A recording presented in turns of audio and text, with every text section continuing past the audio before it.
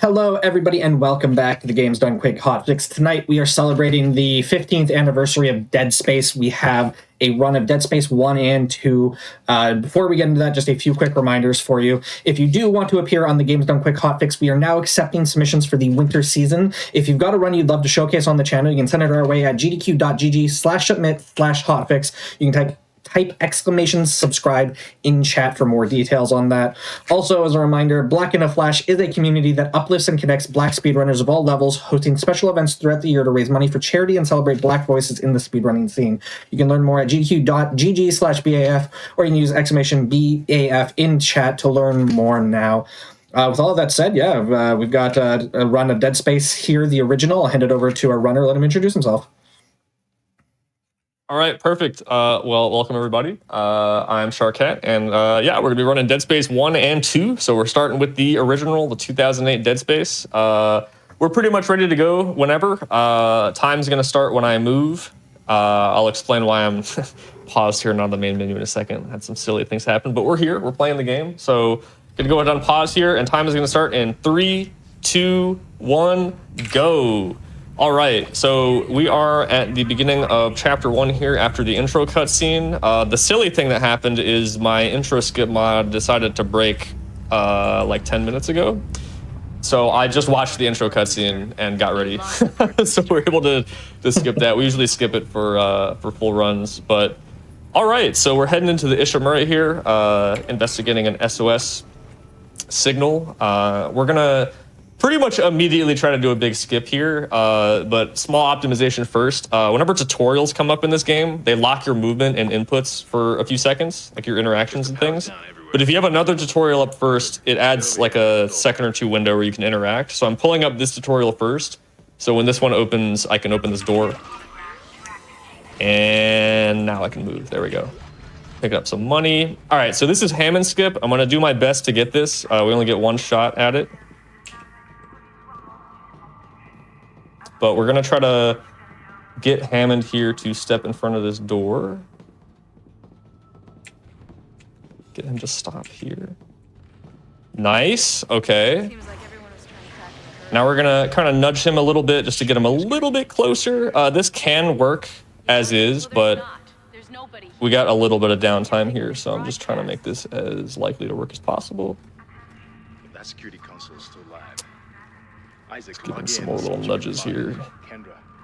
So basically this door here will stay open as long as Isaac or an NPC is holding it open. Fun little Easter egg is in New Game Plus, you start with all your weapons, and you can actually shoot that vent over there, and an enemy will spawn, and you can actually use that enemy to hold the door open also.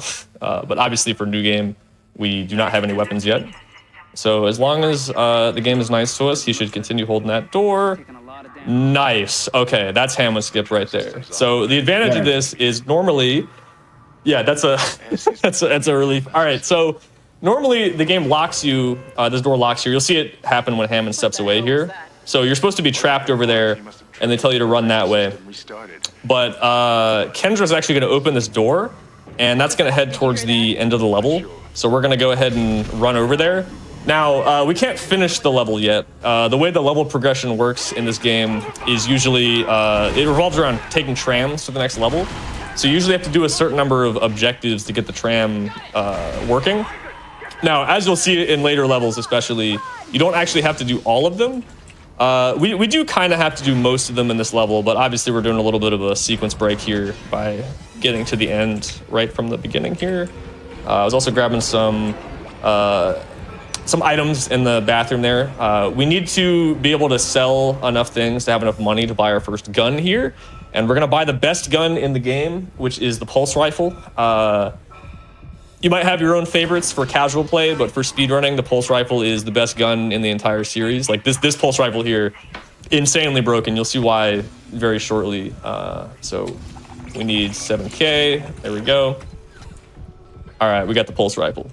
Okay, so the main reason the pulse rifle is broken is we can do something called pulse boosting, which looks something like this, where we can just launch ourselves away from walls like that. I'm gonna do that again here. Nice. So we need to open that door to load the next part of the level in, but we can't let the door actually start to open, if that makes sense. So we need to interact with it, but get away from it very quickly so it doesn't start to open. For whatever reason, oh yeah, we're gonna take a safety save here. This game does not have any autosaves, and there's some other funny business that can happen. So we're just gonna take a few of those here and there in case something happens. All right, so we're gonna repair the tram here. You might have noticed we also skipped getting stasis. The hitbox that's supposed to hit you and prevent you from skipping stasis isn't active right now, so we're able to just walk right by that. The game will give it to us later, but for now, we're starting the tram activation, and we're just gonna boost out of bounds. I'll explain more how those work a little bit later once we got some time, but for now, gonna open that again to load some more level collision in, and we're gonna try to take a shortcut to the maintenance bay here. So I'm just gonna do a little lineup here and try to time this. And we're gonna boost up off a slope and fly all the way through the ceiling. It's kind of dark here, but there's a hole in the ceiling we can fly through. So we are on our way. All right, so I'm looking for this door right here. There we go. I'm gonna try to jump on this, fall down, and then ideally, yeah, this should load in. Nice. Gonna drop down. All right, and then this should work, I think. Nice, we're not dead. Okay. Very good, very good. Just fall back in bounds here. Nice, okay. So we're in the maintenance bay now. You'll be able to tell in a little bit. I called that elevator down. Once it gets to the bottom, the room loads back in normally. I had to be a little bit careful because not all of the collision for the room is loaded in. There we go, now it's loaded in normally. But we wanted to drop down there from above because we got a key to open that door. And then we needed that item in there. So it's not a huge time save, but it that out of bounds we just did basically cuts out some elevator rides, essentially. But we're almost done with the objectives for this level already. We just need to go hit a couple buttons over here. Stun this guy. So again, we don't have stasis, so we can't slow enemies down just yet. But usually if you just give them a little tap, they'll have a damage animation that'll stun them long enough, so we don't usually have to worry about it too much. All right. So coming up here pretty shortly, we'll see that door I was talking about. And hopefully it is not locked, because that would be very sad. Yeah, let's see. So we'll do a couple pulse boosts down these hallways here real quick. And the door's open, very nice. So you might recognize this now. That's the room you get the plasma cutter normally. We are gonna get the plasma cutter, just not from there. It turns out if you skip it, you can actually just buy it for free later, which is nice. But you're supposed to come back up here later, but we're just doing a little bit of backtracking as well. Sorry, what were we gonna say?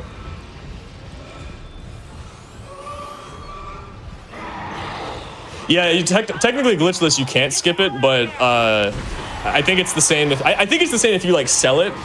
You can buy it back for free, I want to say. But it is a nice gun to have, so it's nice the game lets us grab it again. Made it to the bridge. It's a nightmare up here. No survivors. Oops. All right, you know what? I'm just gonna play this save.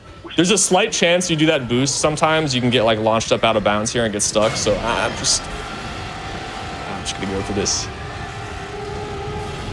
All right, so story-wise, we're trying to get the ship repaired here so we can get out of here because we learned there's a bunch of monsters on the ship, but unfortunately for us, it explodes here.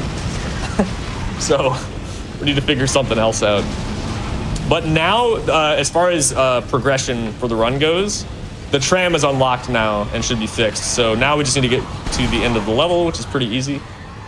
From here, oh, that's fine. So it's actually okay that we're taking a little bit of damage. We need to die and reload checkpoint pretty much at the beginning of the next level. Unlike the later Dead Space games, this game doesn't have a checkpoint restart button in the pause menu. So if you want to reload from a checkpoint, you have to die. So for health management, it's actually not too bad. We got hit there. And there we go. All right, so a lot of stuff happened there. I'm glad we didn't soft lock or anything. This is actually one of the, I don't know if it looked like it, but this is one of the scariest levels in the run as far as just doing a no reset and, you know, hoping things work out right. But hey, we made it, so that's good. So feeling a little bit better already. This game has a little bit more, I would say, randomness than Dead Space 2. Dead Space 2 is a lot more consistent for the most part. So yeah. All right. So for chapter 2, right away, we have stasis now. My stasis meter is empty, but the game gives us stasis now after we skipped it. So that's also really nice because we do need that later for a couple things. But I'm gonna sell a few more items here. We're gonna buy the line gun and the plasma cutter, and I'm gonna immediately try to blow myself up a little bit. Get my health down a little bit. All right, so there are a few low FPS strats in this game. As far as like some background lore on the leaderboard and everything, we're actually thinking about adding a no low FPS category as well, which would have like all the stuff you saw on the first level that we did, like all the pulse boosting and stuff, but none of these tricks here. So this is called a ghost boost. So we're gonna do a pulse boost to launch ourselves away from the wall, and then we're gonna drop the FPS down while we already have a lot of speed. And what's gonna happen is we're actually gonna be able to hit triggers way through the map, like really far. I don't know if we know 100% why it works, but one theory is that either part of your body or all of your body continues to go through, but then snaps back before you clip all the way through. Wow, that's crazy. I actually missed the checkpoint there. I'm actually not even sure that's possible because I hit there's like an audio cue that plays there. I mean, that's fine. We just do this again. It's not a big deal. But yeah, if you get that rig video from Hammond, it usually means it worked. Interesting. That's okay. It gives me more time to explain it anyway. Yeah, one theory is that part of, or at least one of your body parts goes through the wall. Because you'll notice when you blow up, his body explodes into like multiple parts. He gets like dismembered and stuff. His body is actually physically made up of several different entities. So it is possible that some of them get, like disconnected when you boost like that really fast and you're able to hit stuff.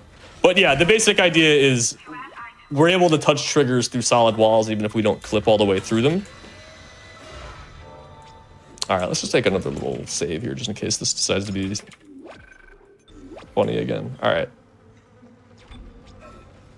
All right, let's see. So we're gonna set this up. Boost, we dropped FPS briefly. Yeah, so that's the video that usually plays once you actually get through. The point of this as well is you're supposed to grab 2 pieces of a bomb. There we go, okay. First try every time. So yeah, we skipped having to grab the 2 pieces of the bomb to blow up that barrier. Like I said, there's certain things that you're required to do to beat the levels. So for chapter 2, the only thing we have to do is get the captain's rig in the morgue. Once we do that, the level is essentially ready to be beaten and we can go to the tram. So as long as we can skip past the first objectives there, we're still able to beat it.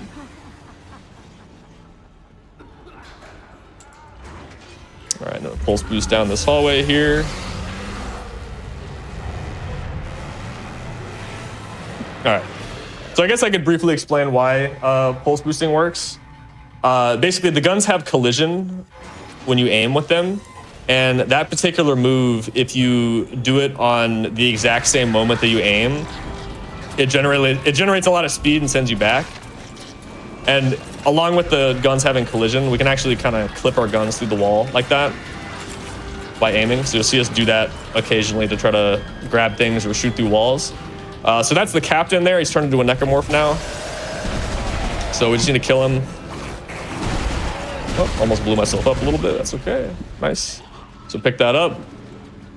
All right. So we can get out of here now with 2 exceptions. There's actually one trigger we have to touch. For whatever reason, so I said all we have to do is grab the rig. That's mostly true. We also have to touch this trigger here, which is normally on the way out. Unfortunately, like I mentioned before, we skipped breaking the barrier to get in here, and that barrier is still there, so we actually have to go out of bounds again to get around that. And we'll see how this goes. This is, for me, one of the more inconsistent tricks in the run, so if we could get it first try, that would be really cool, but we'll see what happens. So first things first, we're gonna do an elevator clip here. We're gonna abuse the momentum of the elevator, running back at a lower frame rate here, and if it all goes well, we should clip through the wall like that. Nice. All right, and now we're gonna try to do another pulse boost, and hopefully that works. Maybe. I don't know. It's been a little inconsistent for me, but we want to try to hit a checkpoint there. Nice. Okay. In all my practice runs, I got that second try every single time. That's actually that's the first time it's worked first try. Very nice. Very nice. Hey, listen, I'll take it. Yeah, I don't know. It's just if you get a slightly different boost, you can miss it. One other thing about the pulse boosts is if you see me running against the wall for a bit before I do it, the reason for that is the exact frame of the running animation you boost on changes the boost you get, and it can change it completely. You can get completely different boosts depending on the exact timing. So it's one of those things there where if your timing is off ever so slightly, you get too much or too less speed, and then you just don't make it. So it makes it pretty tough. But yeah, that's all things considered, pretty good chapter 2 there. And I am dead. This is a classic Dead Space 1 moment. I got a bad boost and then I just died. So very cool. All right, let's try that again. Nice. So again, with the objectives thing, all we have to do for this level is start the engines. You don't actually have to refuel the engines or start the centrifuge. Both of those things just unlock a door. So we're gonna do a little half pipe jump here and just go over the door. Nice, that's the one right there. There we go. Grab this air can for later. Entering zero gravity. Nice. Exiting zero gravity. So yeah, a lot of levels have stuff like that where they'll just put a barrier in front of you and then you have to do some objectives to clear the barrier and then you get to the actual thing that ends the level. So in any case like that, we usually have a way to get around it. There we go. Hello? There we go. Okay. Yeah, so you have to have some collision in front of you at gun height in order to boost there. So in a few places like that, you can see that the collision doesn't actually go high enough. It's not going to let you get through. That's actually a required use of stasis right there, so good thing the game gives it to us. All right, so now we're at the engine room. Sick boost, man. All right, that's fine. All right, so the way this room works is you got to kill enough enemies before the engine will let you start it. So that is what we're gonna do. We already know where the enemy spawns are gonna be, so we just spawn camp them. Nice. I might get blocked by a guy. Oh, nice. That's pretty good. They like to run up right behind you there, and then a funny thing happens where you actually pulse boost the enemy itself, and they start like moonwalking backwards. But it's nice they gave us a clear shot there. But yeah, they'll just get like a ton of speed and still be trying to hit you, but they're going so fast backwards that they start moonwalking. It's pretty funny. We might see it happen at some point this run. We'll see. Nice. Little boost past that guy there. Yeah, pretty short level. Not too crazy. I think this is definitely one of my favorite ones. It's pretty short and sweet. And now we're going on to chapter 4 here. So this will be interesting because it's one of the first times you see a level where... Well, actually, no, that's not true because 3 out of 4 of these levels we come back to. Well, anyway, what I was going to say is with some of these chapters, you actually revisit them later. So this first out of bounds you're going to see me do, we're going to have to do again later as well. So keep an eye out for that. But now we're at the bridge. The whole deal with this level is we need to repair the ADS cannons, or else all these meteors are going to start crashing into the ship like this and blow it up. Warning. Hull breach detected. So, not to repeat myself too much, but there's only one objective in this level we have to actually complete. So we just blast out of the ceiling there, and we're going to do a really big jump here all the way up. Because you're supposed to fix a whole bunch of things to repair some elevators to get all the way up here. But, you know, with the power of being able to jump up into the sky like that, we can just do that. So now we're up here. All right, now I'm gonna try to skip these asteroids here. There's a trigger that makes these asteroids show up. They blow you up. So just doing a little bit of platforming here. We have routed this pretty well. There's a few jumps you can do straight through. I'd still get through this pretty quickly, but it saves a few seconds, so might as well.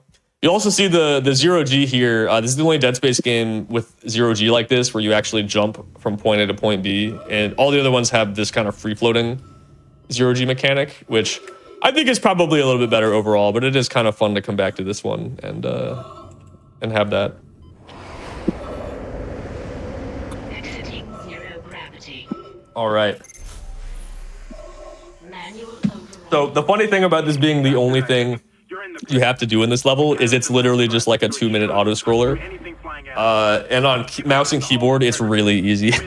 Like, I don't know how many of you have played this on console. I played it on Xbox for the first time, and I think there's an achievement for not getting hit at all here, and it's actually pretty hard to do on controller, just because of the nature of the controls here. But on mouse, I mean, you could almost fall asleep and do this. It's pretty easy in comparison. So I remember spending a lot of time as a child on that achievement. Yeah. Yeah, it's tough, but I mean, yeah, with the mouse controls, I mean, you can just like, you know, it's kind of trivial, you know, but it's fun. One fun fact though is I have done impossible in this game, no hit in like single segment. I grinded that for a while, and it's a bit of a gray area. I don't know if you would count something like this. I did for my run.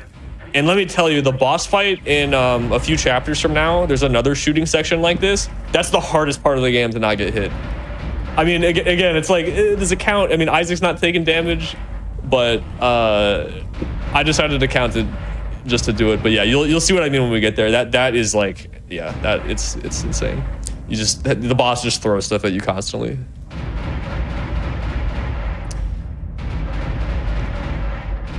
Yeah, this game is 18 years old. Yeah. This is an old game. Yeah. Oh yeah, also shout outs to some of the Dead Space people in chat I saw earlier as well. So what's up, Sim? What's up, Strabo? This game will be 20 years old in 2 years. Oh my god, wait, you're right actually. Oh no. Yeah. Yeah, it's good there. And then, yeah, Dead Space 2 is 15 years old this year, we said, right? Yeah, I think that's right. Yeah, time flies. All right, we did it. We did the turret section.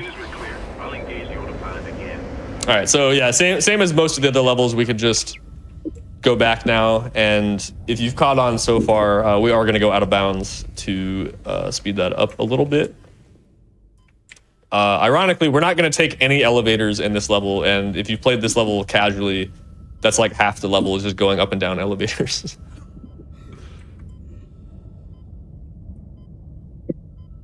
All right, so we're going to abuse the 0G jump stuff a little bit more and get up here. And then I'm going to aim in the wall to kind of rotate us back this way a little bit. Nice. We're going to jump. Nice. So I guess I didn't mention before that 0G is basically a big bounding box. And if you're in the box, you have 0G. And if you're not, you lose it. So what we did there is we just jumped out of the box and then we can just fall normally. We're still in a vacuum though, even though you don't see the air canner on my back anymore. So that's actually why I grabbed that air can in the level before, is because we'd actually suffocate on the way back to the end of the level here if it wouldn't refill. Fortunately, as long as you interact with the button here before you run out, then you're alive. So if it hits 0 like now, you'd still live here because you're just invincible from this point. But yeah, with the air can, it's pretty free. It's not too bad at all. Just drop back in through one of the holes in the ceiling and then we're good. All right, so this level is pretty crazy because this level actually killed the game for like many years because there was a trick that saves like 5 or 6 minutes. And it was just so insanely hard, almost no one can do it. And then finally, someone got it in a record, Rampancy. So shout outs to Rampancy for being able to do that. But yeah, it did kind of kill the game for like a long time. There have been new developments. This ghost boosting thing is pretty new, relatively. As well as, so there's actually a Ghost Boost version of this skip, but I'm going to do another one. Partially because it's more consistent, but also because I think it looks cooler. I am doing one here to hopefully hit a checkpoint, so we'll see if I did that or not. Nice, okay. But yeah, this skip here kind of saved the game. Pretty much no one was playing any percent for a while before this got found again. So what we're gonna do is we're gonna pulse boost right about here on the elevator, and that's gonna let us. Okay, I slipped off the ledge, but you'll get to see it again. You get the idea. But if we clip out at just the right spot there, we can land on a ledge out of bounds. This level follows that pretty similar thread that a lot of them have, where there's only like one barrier in your way. So if you can get past that, you can skip the whole level. So there's a single locked door that you have to do a whole bunch of things and get this poison solution made, to be able to unlock it. It kind of, so it's actually lucky that you don't have to make that either, because the game also just gives that to you. But in the next level, you have to use it to kill this big monster that's messing up the air supply. Okay, there we go. All right. That's the locked door down there, so we're going on the ceiling above it. And then I'm gonna do this little setup here to, in theory, hopefully, hit the checkpoint. Nice, so if the door locks, that means it worked. So we already know that we're good here. Nice, okay. All right, we got a boss fight. I put that in quotes, boss fight here, because that is pretty much it. And he's frozen. Yeah, I think the intended thing to do there is to, well, there's stasis refills if you run out, but figure out that you can actually dismember his limbs and then freeze him there with stasis to slow him down a little bit. We'll see more of that enemy a little bit later, but yeah, the gimmick is that you can't kill him by taking off the limbs like you can all the other enemies, and he'll just keep growing them back and coming after you, so you can't actually kill him. All right, that is chapter 5.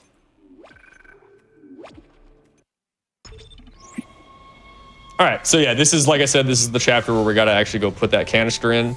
So this is a level that I assume a lot of people probably got lost in at one point, because it's really big going through it casually. So there's a east and a west side, and there's 8 enemies called Weezers that you have to kill. And once you kill all of them, then you can get to the boss fight.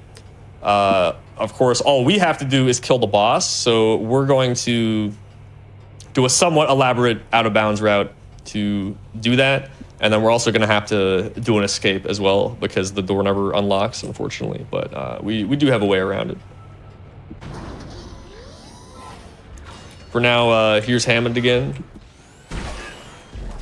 Just boost into the cutscene trigger there. All right, so we gotta wait for him to finish talking here before we can continue. But there's a store on the left here, and we're gonna buy our last gun. So our final loadout is gonna be the 3 we have now, which is the cutter, the line gun, and the pulse rifle. And then we're also gonna get the contact beam, which is really good for a few bosses, including the one coming up here. Looks like we already have enough money too, which is good.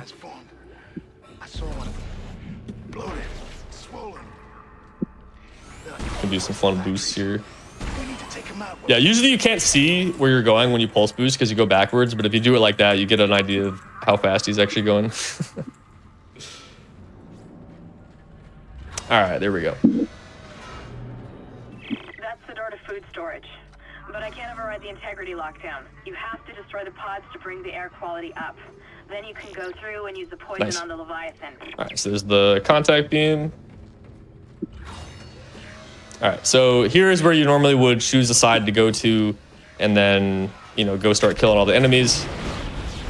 But like I said, we're not going to do that, but we do need to actually get over to where the out-of-bounds section is. We're also going to fight a brute here, which is sort of like a mini boss. One reason we do it is because you once you start this room, it starts a quarantine, and you actually have to kill him. But we also want the power node he drops. I've already collected 2, And we want 3 by the time we get to the next level so we can do an upgrade. There we go. Nice.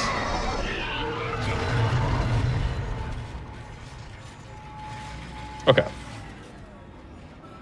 All right, so this trick is kind of weird looking, but there are these big tentacles that'll grab you, and they're called drag tentacles because they just like drag you across the ground. And you're supposed to shoot the big obvious weak spot until they drop you. But we're gonna try to get it to grab us in a really weird spot in the wall to clip us in. So it should look something like this, hopefully. That might work. Nice, and then we're just gonna rise up through the ceiling like that. Nice.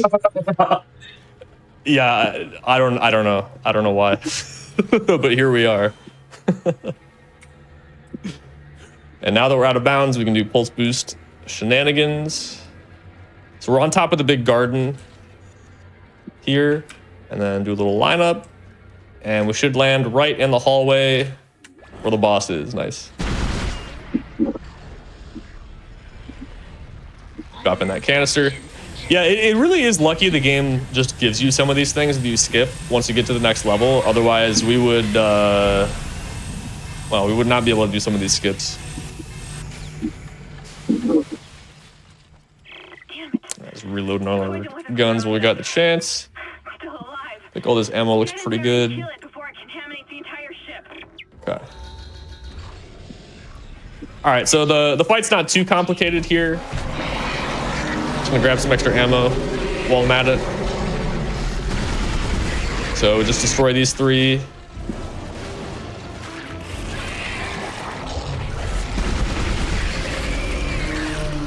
Trying to grab that ammo. Keep missing. All right, and then it's just 2 contact beam shots to the big weak spot, and that is the boss. Nice. Yeah, I should mention, I don't think I did before. So we're playing on easy, we're playing on the easiest difficulty, just because it's faster. If you do want to see some harder difficulty speedruns, we do have an impossible difficulty category as well. And we got some runners for that as well. All right, so we do need to escape because the door here is locked right there. So I'm gonna try to do a setup here to do a ghost boost. And this one will actually get us through the wall. So if you see the level completely unload, we know it works. That might work. No, okay, close. But yeah, the idea here is, again, we're trying to hit a trigger through the wall. So we get a bunch of speed and then drop the FPS to get that momentum. All right, let's see here. That might work, maybe. Almost. Fortunately, with this one, if we miss it, it just kind of pops us back into place. So we can try again. All right, might take a few tries here. Maybe? No. Yeah, part of the trick too here is that you go so fast when you boost, and you need to pause and drop before you actually hit the wall here, otherwise you lose all your speed. Let's see.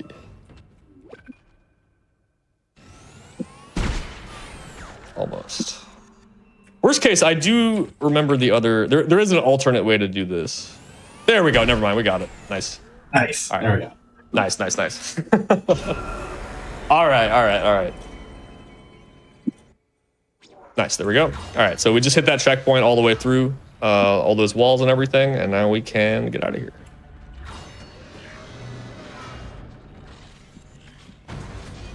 All right, so the next chapter is definitely the most complicated, and it's the one I'm probably the most surprised that we do have a skip for. So this level coming up is the mining deck, and it's the one where you got to take the big elevator across all the 4 different floors. And we're trying to get an SOS beacon, stick it on an asteroid, and then launch that into space so someone can come help us. Because overall, we're going around trying to fix things on the ship, but the main plan is also to escape. So yeah, that's the next part of the plan. But we're going to try and skip going to the very bottom deck. So that's the one where it's like 2 or 3 different auto scrollers back to back, where you meet Nicole, who is Isaac's girlfriend that we're trying to find on the ship. But yeah, so once you go through a bunch of auto scrollers with her, and then you get the beacon, then you can come back up. We're gonna try to grab the beacon from out of bounds, but there's a few things we got to do. But first, we're going to upgrade here. This is one of the only Dead Space runs where you actually do have to upgrade stuff at the bench, and it saves time. And it's actually our kinesis range, so we've maxed out the range on that, and it's gonna make one of the rooms coming up here a little bit faster. Not having to do as many jumps. I'll see if I can run a bypass. All right, so heading down to deck 2 here. We're just gonna take out a couple enemies. Nothing too crazy here. All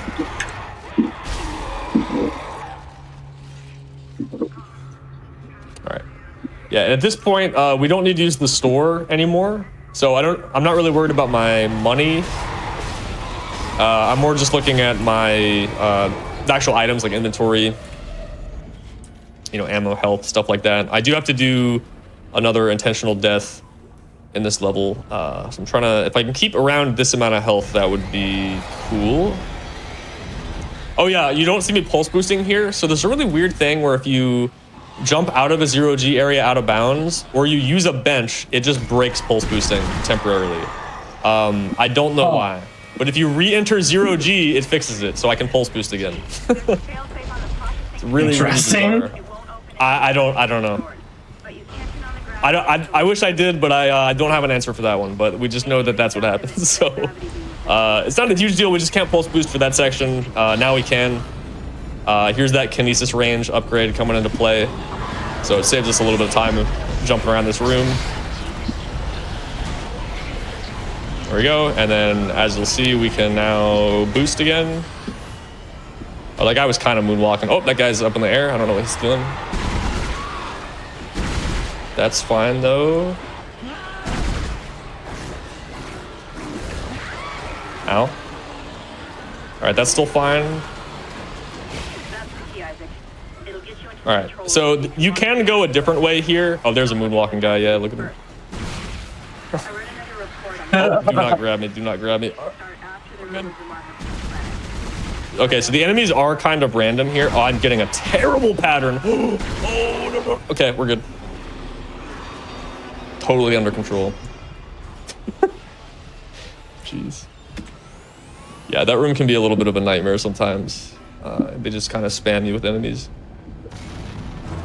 Okay, now we're gonna begin the process of actually doing the skip.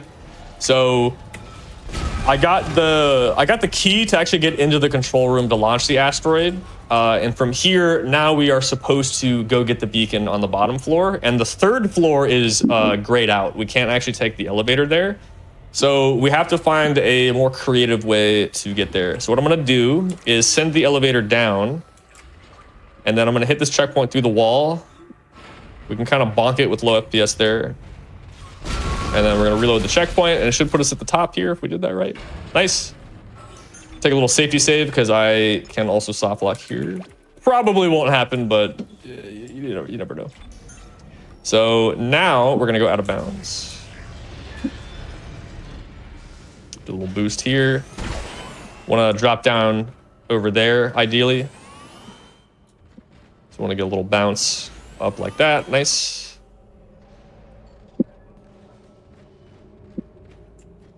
All right, I'm gonna do a little line up here. All right, let's see if this works. So the goal here is I wanna land in front of the elevator button on deck 3, which is now active. And that's actually gonna call the elevator down to deck 3. And then the level's gonna load in and hopefully push me back up like that. Nice, okay. So the reason we did that exactly that way is because now the elevator, will be able to call it back upwards. If you don't do all those exact steps, and I forget the exact reason for all of them, but if you don't do it that exact way, we won't be able to use the elevator again anymore. It'll still be grayed out, because technically this floor is supposed to be locked still. Yeah, let me do this too. Just in case. Okay. Again, probably won't happen, but very slight chance we could soft lock. And there's no reload checkpoint button, so I just want to be a little careful there. I do have backup saves in case anything went like horribly wrong, but I don't expect anything like that to happen. I think we should be fine. But yeah, so basically this floor is now where we do all the main stuff for the level where we're gonna actually launch the SOS beacon. We're gonna grab the beacon, plant it, launch it, all that stuff. But we still need to get back to the beginning of the level, so we need the elevator to be working in order to get out of here. Okay, so now we need to actually get the beacon. So I mentioned we're on deck 3 and deck 4 is below us, but because of how weirdly shaped this room is, it actually overlaps with deck 4. It's just that, you know, they're not both loaded at the same time. So it turns out that the room where you get the beacon is actually out of bounds here, overlapping with the room where you are normally supposed to plant it. So we're gonna do a pretty complicated little out of bounds sequence here, and we're gonna try to grab it and then get back, because it's also kind of close to a death plane, so we can't just like jump up and grab it, unfortunately. Otherwise that would that would make this a lot faster. But you'll see me aiming here. Whenever you hit the edge of 0G, like when you fall back into 0G and you're aiming, you can actually float midair as long as you buffer aim like that. Otherwise you just kind of spin out uncontrollably. You'll see that very briefly here. We're gonna do it on purpose. But I'm trying to hit the ceiling of the 0G box here, like that. And then I'm gonna tap, you see me start spinning out, but I'm gonna hit the edge again, which stops me. And then now we're gonna try to do something called a melee fly. Nice, we got it, okay. So you actually won't see this in the Dead Space 2 category we're gonna do after this, but there's a trick in that game called punch hovering, and this is pretty similar, except you can't get rotated like this. But basically now, as long as I'm punching, I started to punch like right as I started to fall, and now that as long as I'm punching, we'll be in this floating state like this, and we'll be able to just keep moving forward. And there's the beacon right there. So we're just gonna kind of move up this slope, moving real slow here, punching, and I'm gonna grab it. All right, that should be good right there. Nice. Okay. And then while we're out of bounds, we're actually gonna hit these tethers as well. You have to break all 4 of these. There we go. Okay. All right. So now we just have to get back inbounds. Payload 8772 is no longer tethered. So same thing. I'm just buffering aim here, The area immediately. so we can still float like that. Let's do some jumps this way. Nice. Okay. All right. It's not over yet. There's still a couple things that could kill us here. Not to jinx myself, of course. So we need to clip back in. So I'm gonna poke my gun in, and just like that. Nice. Okay. Sometimes on those clips you can get stuck and also die if you don't do them correctly. But all good there. Oops. Let me do this a little safe. Okay. Canceling the animation of placing that by opening up the rig there. These things can kill me, so I'm just trying to make sure I don't run into one on accident here. Let's wait for it to move out of the way. There we go. Okay. Better safe than sorry on those, I think. Okay. So now we're gonna go back up on the ceiling. We're gonna go out of bounds again. So the beacon is, we got the beacon and we planted it and we untethered the asteroid. So the only thing left to do is to get to the control room and then actually launch it. So we're gonna take a little bit of a shortcut to the control room here, hopefully. Nice. Exiting vacuum. So just back on the ceiling here.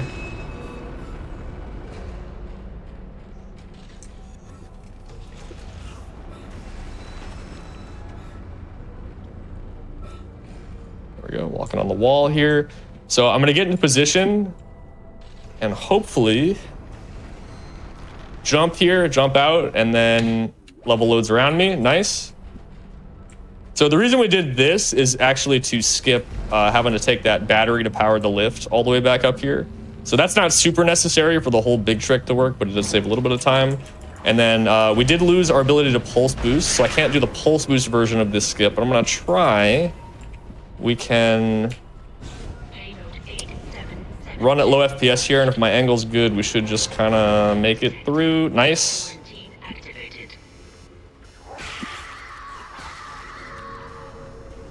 And we're out. Some of the textures are deloaded here because I didn't take the lip back down, but we're good. Nice. Sorry, what were we gonna say? This is nice. Also, there is a question though. I mean, I'm gonna ask it. You'll know better than me, but I feel like I know what the answer is. Can these glitches be done in the remastered version of Dead Space that came out a few years ago? I mean, it's a remake, so I'm going to assume not, but I'll let you take that. Sure. Yeah. No. I mean, that's a good question. Yeah. So yeah, like you said, so it is a remake. So it is like a whole new game, but based on this game. So there are like a couple things that are kind of similar, or there's some things where you can skip it in both games, but yeah, it's pretty different. It's like a totally different run. That being said, the remake is also a really cool run and does have a ton of skips. It has some more physics-based clip stuff where you can grab boxes and other props and like slam them into your face. Like you throw it and pull it back to you, and that you can like clip through walls that way. So that's one of the big things. Zero G is also broken, but it's also, I mean, it's broken in every Dead Space game. I mean, it's an ability that lets you like fly. You know what I mean? So it's gonna be a little bit broken, probably. Yeah. But yeah, no problem. Yeah, the main thing with the remake is there's this objective system where you actually have to do every objective in order. So that does make it harder to skip some things. But there are still a lot of really big skips. But if you go look at the record, it's a little bit longer, and that's part of the reason why. You probably could beat the game in like 20 or 30 minutes if that didn't apply. But yeah, I definitely recommend checking out remake runs as well if this run seems interesting to you. It is pretty different, like I said, but I think it's also very cool. Oh, I don't know if that's gonna... we'll figure it out. I was trying to throw a line gun mine to this guy. That might still get him. My gun wasn't reloaded, I realized.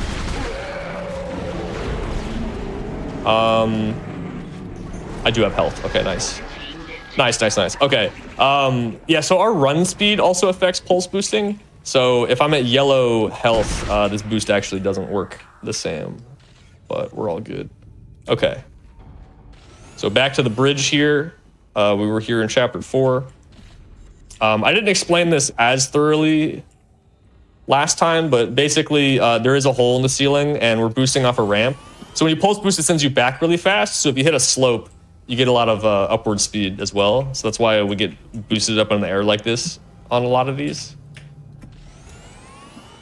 All right, so out of these 3, this is the hard boost right here. We're trying to launch all the way up to the boss room.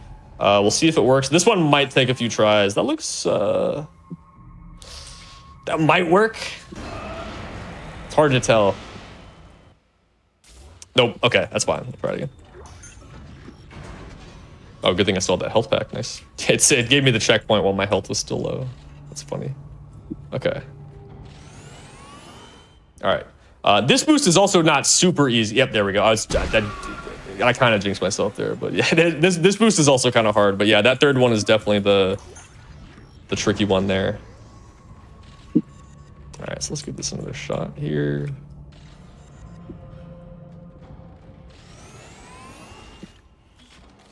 Yeah, it's a classic bonked straight up like that.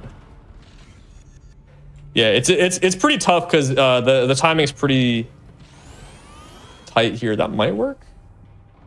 Oh, that works. Okay, I landed in a different spot, but that makes it pretty easy. Okay. All right. This is the easy one here. You don't see a lot of these, but those standing boosts are usually more consistent because, like I said, the running animation affects the exact boost you get. So if you're standing still, you know, it removes that variable. So it usually makes those a little bit easier to line up. Yeah. Nice. Okay, nice. There's the boss room. Nice. All right. So we do have to shoot the boss. That's the main objective here. But I'm going to go ahead and call this elevator. It takes a while to get up here. And it ends up being a little bit faster to go ahead and just call it so it can come up while we're doing this.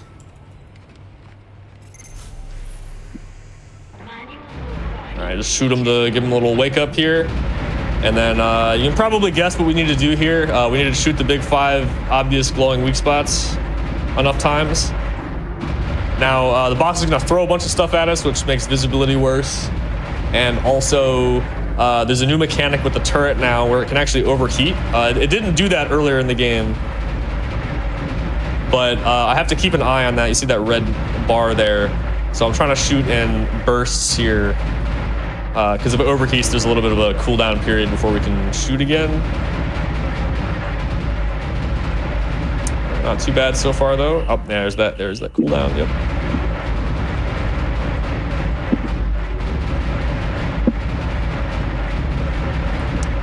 There we go. Nice. And what I was doing there too is they try to go and grab stuff, but you can cancel them out of that by hitting them. So sometimes when there's more than well, there's like 5 of them on the screen still, you can kind of do that and interrupt them. Oh, so this is gonna look a bit glitchy. I actually didn't even explain this yet. So we are playing on PC, and we're doing something called we just refer to it as no rig videos. What you do is you delete all the rig videos from the movies directory, and what that does is it prevents all the any of the rig videos in the game from playing. And the reason we do that is a lot of them are tied to progression, where, for example, you start a level, rig video pops up, it plays for like a minute, and the first door doesn't open until the rig video ends, right? So if the rig video just doesn't play at all, then the door just opens immediately. So it's kind of like a cutscene skip mod, if you want to think about it that way. But that's why this part looks really weird, because this is usually a rig video there. But yeah, it speeds up the flow of the run quite a bit. Unfortunately, on consoles, you cannot do that because you can't edit the game files and stuff. So, you know, gotta watch them. All right, but yeah, it was a pretty good boss fight.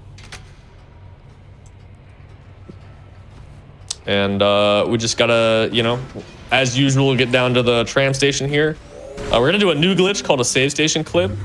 So we're gonna abuse our momentum of interacting with this save station and then go through the floor like that. Nice. And then drop to another one of these holes in the ceiling.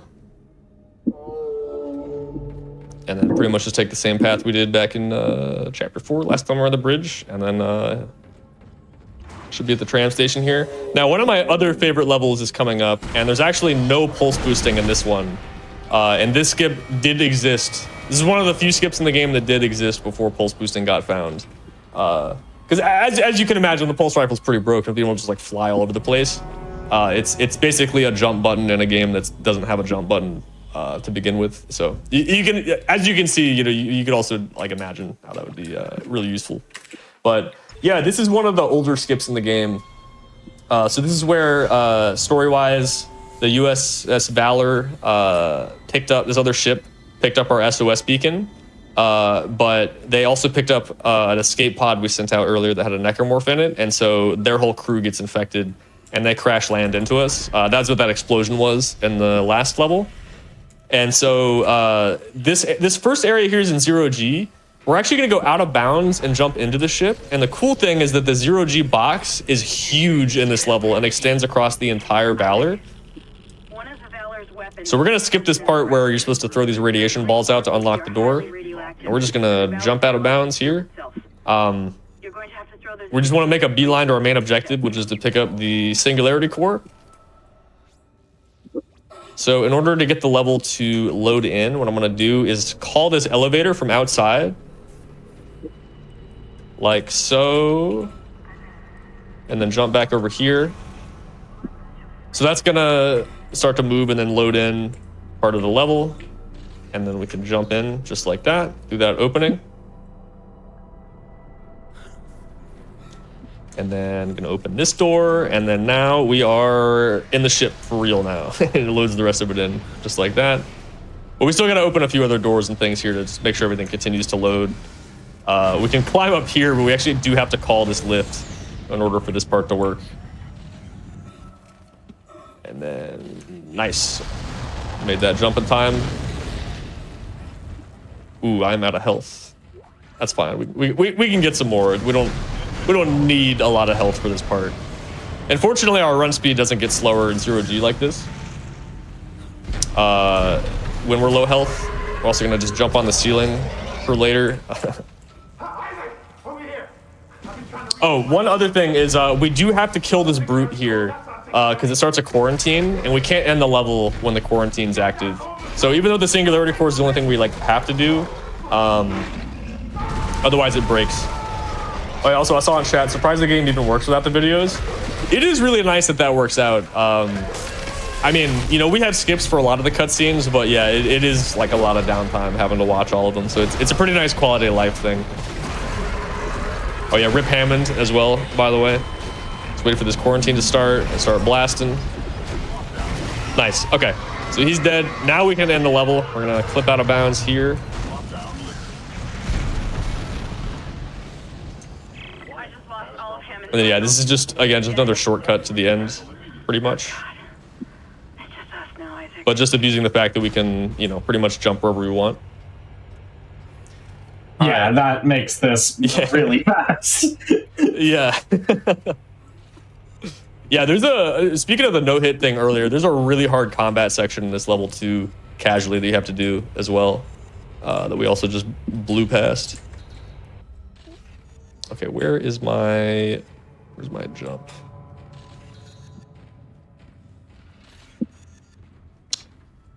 Should be able to jump a little bit. There it is. Okay, there we go.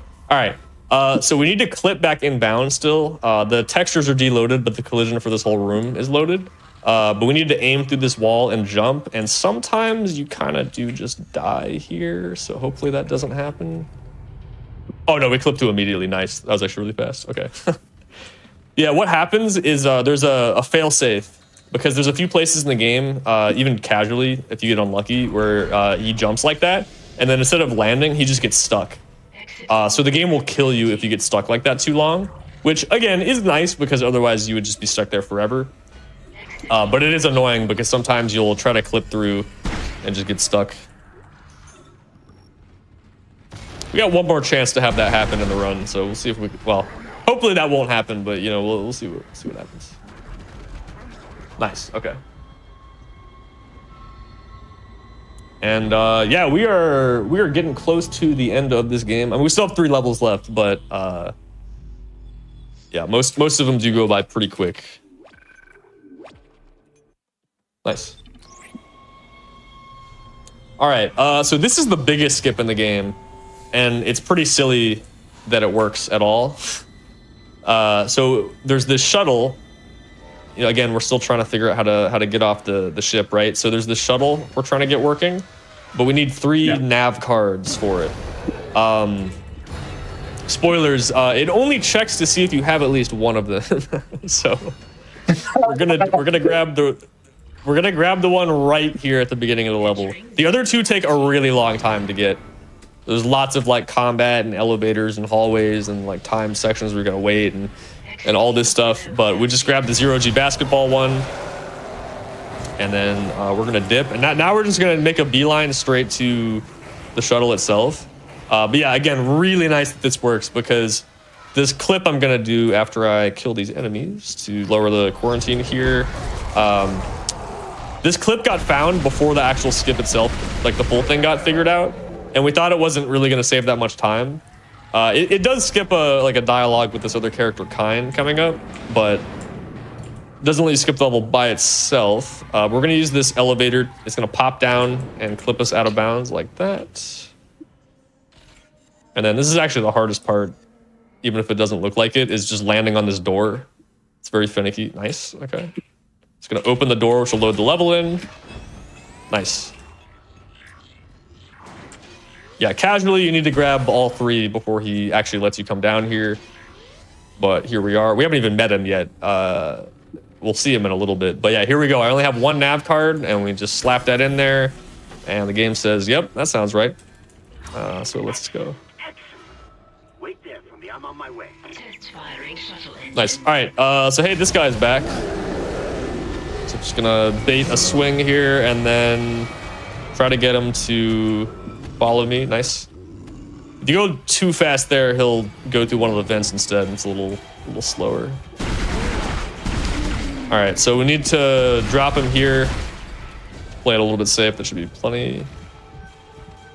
So yeah, we need to test fire the shuttle engines with him in the way, and that will actually kill him for real. There we go. Shuttle engines. R.I.P. Bozo.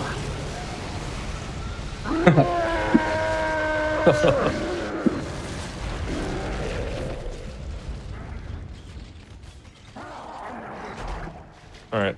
Oh yeah, those are the crew members from the Valor, by the way. The whole lore is they go really fast because they're like stasis modules fused with whatever, and you know, make them go really fast. They like to do this sometimes where they can randomly just. We'll see how many we get. Oh, chair's blocking me. Get out of the way. All right, and then yeah, they'll just like spam you all kinds trying to talk to you here. I need you to guide the undocking procedure. Only get one? You can get like 5 if you're really unlucky. Which you do not want to get on Impossible. It's really bad. That sounds awful. Yeah. Yeah. Yeah, just like a ton of late game enemies just spamming you in a tiny room. It's awesome. Sometimes you get one like right as the door is about to unlock here, but I don't see him, so I think we're good. Shuttle logs disengaged. Yeah, I'll take 1. That's not that bad. I'm en route to the flight deck. Meet me there and we can load the marker on board. Yes, Amelia. Soon we'll take it home. Is it like the same odds to get each one, or is it like incredibly rare to get 5? Each. I think it's pretty low to get 5. Yeah, I don't know if I could give like an exact number, but yeah, I usually get like 1 or 2 most of the time. Yeah, but I think it just depends on like your exact pathing through the room and like what they decide to do. But yeah, I've had it where it's just like one after the other. They just all come in. Oh yeah, there's a rig video that we skip here, obviously, but there's a character Mercer who plays kind of a big role, especially in this chapter. That's him actually there. He intentionally wants to get turned into a necromorph, but we don't even see him at all in this run. I'm sorry, Mr. Clark. Unless you can prove to me you can get it space-worthy again. All right. I'm afraid I can't let you through. Oh yeah, so there's this thing called the marker. We haven't talked about that yet. So yeah, there's this thing called the marker. This it's like this alien artifact thing. It's it puts out this signal that makes all the necromorphs like controls the necromorphs basically, right? So the last 2 levels, there's these pretty long sequences where you gotta use kinesis to drag them along a track and like load it on the shuttle and all this stuff. We're just not gonna do that at all. We want to take a shortcut all the way back up to the flight lounge because we're back in flight deck now. This is where chapter 1 was.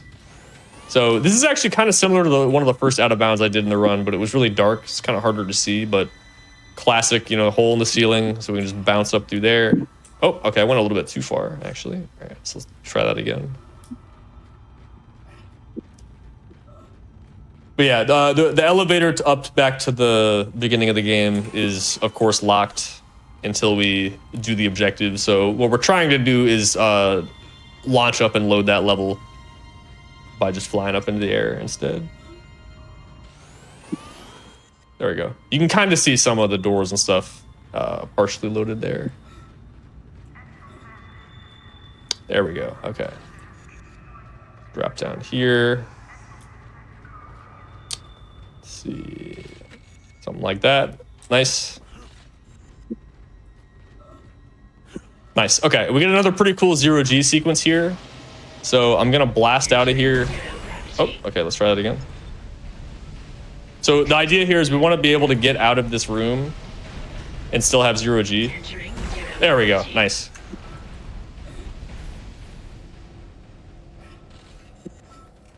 And the point of this is to escape from this upcoming room a little bit quicker. So we haven't seen Nicole yet because we skipped her, but here she is. Isaac? Is that really you? And we're just going to stand on the ceiling here. This actually is important, us being on the ceiling. It's not just for, you know, being silly here. I never wanted to hurt you. So Kendra, one of the other characters, decided to take the shuttle and just kind of dip out of here and leave us behind. So we're going to hit this button to make the shuttle come back so we can take it to the planet. Once we do that, we're on a timer because we need to turn the 0G back off before it gets back or else we can get stuck. So we're going to wait for this to activate this panel up here. There we go. All right, do a little clip here with geometry. What the hell are you doing? You're making Nice. a big mistake. This is not over. All right, this is that wall clip I was talking about that could just decide to be a little bit funny. Escape pod away. Let's see. So we got to clip the gun through the wall and jump, and hopefully the rest of our body goes through also. Nice. Okay, let's go. All right, yeah, we got plenty of time. Exiting 0. And we're good. Nice. Yeah, there's just like a weird thing where if you turn off the 0G too late, it like messes up the collision here and you just can't like walk onto the ramp here. There used to be a really cool version of this skip where you actually went out of bounds on the top and you had to get back in through that gap because we were trying to figure out a way to get back in bounds. And then until then we figured out, oh my god, wait, the door just opens there. You could get back in over there instead. But you have to go pretty fast to be able to make that because as you can see, it closes again. So it's a bit tricky. That is the thing we did is way easier, even though you can still die. All right, so Kendra ejected in an escape pod to the planet. And we're gonna go chase after her. We're trying to return the marker back to the planet. And yeah, we're coming up to chapter 12, which is the last level. We got one more big skip left and then the boss fight, and then that is pretty much We're together now. pretty much The the way it game. always should have been. I knew you'd come back for me. I think all things considered, Nothing. pretty good. Things have been going pretty well so far. This game can throw a lot of stuff at you, and like, again, with one of the things about, like I said before, about the pulse boosting, where you just boost on the wrong frame of the run animation, you're just not gonna get the same boost. So there's like lots of things like that where things can just be really weird. But I think the game's been pretty nice to me so far. Nice. All right, so we are not gonna load the marker. It's like down there somewhere. We're gonna blast on top of this building here, and then do a kind of precise boost here. If I die anywhere in this level, it's gonna be right here, probably. Ooh, nice. That was actually really good. Okay. Game decided to be nice. I'll take that. All right, so opening this door loads the boss in. Even though we're at the beginning of the level, that's kind of like coming back from the very end of the level and then returning here. Now, the boss isn't fully loaded in until we reload checkpoint. You can kind of see him down there.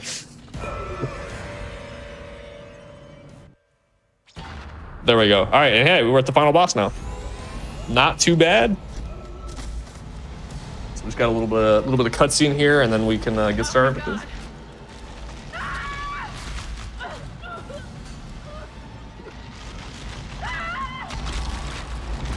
All right, so yeah, this is the hive minds. It's not too complicated. Doing it as fast as possible is pretty difficult, but as far as just getting through it, it's nothing too crazy. But yeah, we get locked in here into the arena. So for the first part, there's 5 big obvious, weak spots we gotta hit. I'm gonna put a little bit of damage into each one, because every time you pop one, it does this animation where it like goes around, and we want to try to avoid having it do that as much as we can here, and try to break more than one around the same time. Because you can still hit them while he's going around like that. All right, nice. And once it gets to 2, it's going to go into the next phase here, which is possible to skip if you manage to hit all of them.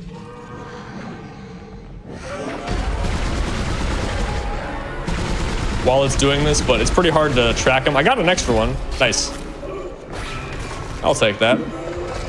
Yeah, it's funny. If you break all 5 before it grabs you, it still does it, and then it just throws you back down right away. Also, the aim controls on that part right there are terrible. So you really want to get as much damage on all of them as you can before that. All right, now we're going to switch back to line gun and... Nice. Try to destroy a few of those at a time. You can get this in as few as 2 cycles here if you get a really good mine shot. I'm going to see if I can throw another one and maybe get a 3 cycle here.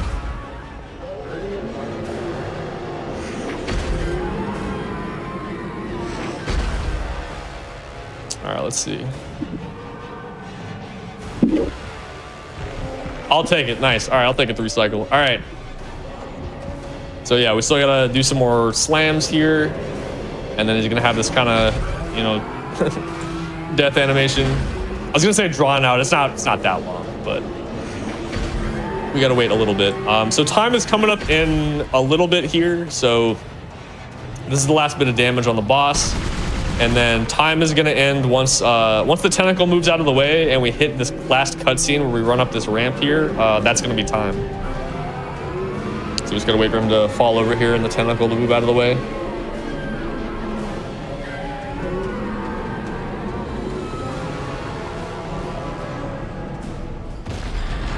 All right. And that is time right there. GG. Nice. Yeah, that's Dead Space 1. It's Dead Space 2008. Wow. Yeah, like I said before this level, I mean, all things considered, that was very solid. I'll take sub 110. It's 109, right? Nice. Yes. That is not bad at all. 109.02. Yeah. Yeah, very nice. That's awesome. What was I gonna say? Yeah, that is Dead Space 1. We got Dead Space 2 coming up. Also got a lot of cool skips and stuff. Yeah. Are we taking a break in between games real quick? Yeah, we're gonna take a break. Do you have anything you want to say, like any shout outs you want to give on this game before we switch over, or do you want to just give it all Good point. Yeah, I mean, just for both games in general, just shout outs to the speedrun communities. Shout outs to Looney for running this back at AGDQ 2021. Shout outs to Arsis and all the other glitch hunters, of course, as well. But he's the one that found pulse boosting. It just completely changed the game. So yeah, shout outs to him. Shout outs to all the runners and glitch hunters of this game. Done a great job with it so far. Cool. Yeah, so like you said, we've got Dead Space 2. Welcome back to the Games Done Quick Hotfix. We are celebrating the 15th anniversary of Dead Space 2, which is coming up a little later in the month. So just before we get into it, a quick reminder for you, if you are looking to get more involved with the GDQ community, you can join the official Games Done Quick Discord and add the hotfix role to stay in the loop on upcoming events, chat with staff, and more. Use !Discord in Twitch chat for an invite and for more information. And yeah, with all that said, I'll hand it right back over to you whenever you're ready. All right, welcome back, everyone, or welcome on in if you're just coming in. We just ran Dead Space 2008, the original, and now we're running Dead Space 2. I'm Sharkhat87, and yeah, we're just gonna get started here. So time's not gonna start until we move here, so I'll give a countdown for it, but I'm gonna go ahead and select my difficulty here. And yeah, once this load screen's over, we are in it. So time is gonna start in about 3, 2, 1, go. All right, so like Dead Space 1, we do have an intro skip mod. This one is actually working, unlike my Dead Space 1 mod right now. But yeah, basically, we just set the first checkpoint of the game to be after the intro cutscene, so it saves us about 4 minutes of not playing the game, basically. So we're in a straitjacket. We just got to run away from the enemies. Real quick, I saw someone in the chat asked, I think before the end of the last run, what my favorite Dead Space game was. This is definitely my favorite. I am a fan. Well, not to be that guy, I do like all of them. But yeah, if I had to pick, I think this is my favorite. It's definitely the one I've spent the most time with, casually and speedrunning. And speaking of speedrunning this game, we're actually running a sort of new category called any % restricted. And basically, in this case, that just means there's a couple things that are banned. So there's a glitch called punch hovering, or punch hovers. So there's 2 of those in the regular any % run. We're not going to be doing those. And we're also not allowed to go below 30 FPS because they're like you may have seen in the Dead Space 1 run. This game also has some lag strats, some playing at like 5 FPS for a few things. So yeah, this is the main reason this got added. This is kind of the no lag category. So we can go as low as 30 because that's the lowest the game supports natively. But we can't go any lower than that. So it mostly just affects a few specific skips. The run is still very fast. It's still almost an hour faster than glitchless. Basically, we do almost all of the skips. There's just a couple that are omitted. Oh yeah, so this is Edgar. They do a fake out here, making it seem like they're gonna kill you, but he's just cutting you out of the straitjacket.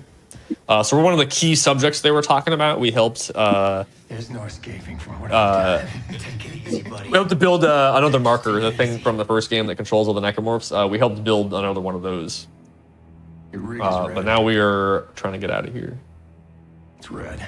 And we're gonna pick up a very broken item here pretty much right away, which is the flashlight. More specifically, this prompt to actually pick it up is what's broken, because it breaks you out of any cutscenes or animations in the game. And they do that here to get you out of this cutscene, right? But the funny thing is that if you pull up the restore health tutorial again, it spawns the flashlight in again. It's a bit of an oversight there. I guess they just didn't think you would do that, because that's how it works there. It pulls up the restore health tutorial, you use that, and that's what spawns the flashlight there. That's how they got that whole sequence to work. Unfortunately, it only works in this level. So after that, we can't do it. Otherwise, we could skip a lot of cutscenes later on, or at least do some like weird stuff with it. But it is gonna let us save about like 10 seconds, skipping some short cutscenes. Also a bit dark in here, but I'm gonna try to do a little platforming thing, boosting on a table, just like that. Skips a little jump scare and some running. All right. So I'm gonna open up that restore health tutorial, and I'm gonna use that, and that spawns in the flashlight, which I can grab from all the way over here, and that skips that cutscene right there. And then I'm gonna queue it up again, so there is another flashlight. I have to be careful I don't pick it up right now though, because it'll make Isaac just stand up and break out of this state, and then we're just kind of stuck in the vent. So I gotta make sure I don't do it until we actually hit the next cutscene here. Hitting this cutscene and then breaking out of it is actually gonna mess up the camera, so I'm gonna need to reload checkpoint here as well to fix that. Nice. Yeah, you can kind of see it there, but the camera basically just like goes to his feet, and you can't see anything. So gotta fix that real quick. All right, now we're getting kinesis. So the other thing with flashlight duping, that glitch we were doing, is for whatever reason, when you pick up the flashlight, it removes kinesis from you. And I'm pretty sure you actually have it while you're in the straitjacket, you just can't use it, and then the game takes it away from you. I don't know why they did that, it's really weird, but we can't flashlight dupe anymore without soft locking the game, because that'll get rid of kinesis, and we do need it in order to beat the game. So we're gonna meet one of our friends here, this necromorph. We'd like to call him Steve. Steve's gonna be very important for the first skip in the run, first big one. So not this guy, but this is Steve. So we're gonna hit him with this body, and we want to push him through the door here. And a lot of enemies only have 1 or 2 rooms they're actually supposed to be in, and if they somehow get into the other room, they try to get out. So we're gonna push him here. He's gonna try to get back into this room, but he can't because the door's closed now. And after a while, he's just gonna kind of get up and stop moving. Okay, so he's gonna stop there. If you saw the run we just did before this, it's kind of like Ham and Skip, where doors will get held open by enemies, not just by Isaac, the main character.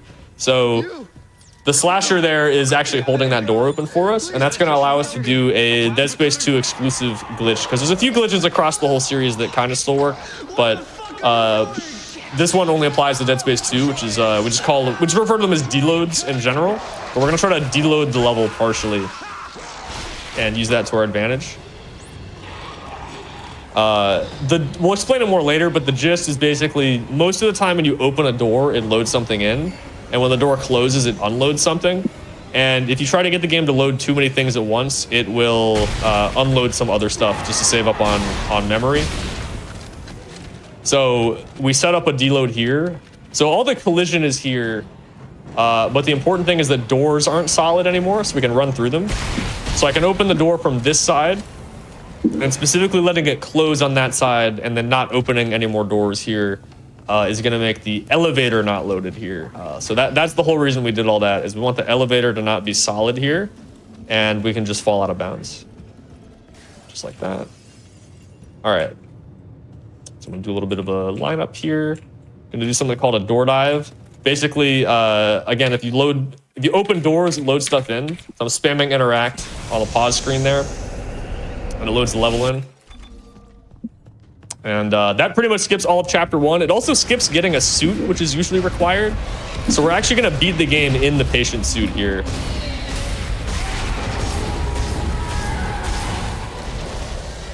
Which is gonna have some pretty funny graphical effects later, where we're supposed to have a helmet on right now. So you can kind of see it already. Isaac's just like not talking. There's like no lip sync here because the game assumes that you have the helmet on. There's like no way to take it off normally. 3 years. Tideman found you floating in space near Aegis 7. And yeah, whoops. And there's a few cutscenes where, again, he has a helmet on, so he's just deadpan, no facial expressions changing. And he's like, you know, running. Well, we'll see it in this level kind of. He's like running away from like explosions and stuff, and he's just like not reacting at all. Only if you reach me in time. Tram station. Also, the patient suit does not have an air meter like the other ones do, so we essentially have infinite air now as well. Grab that just in case.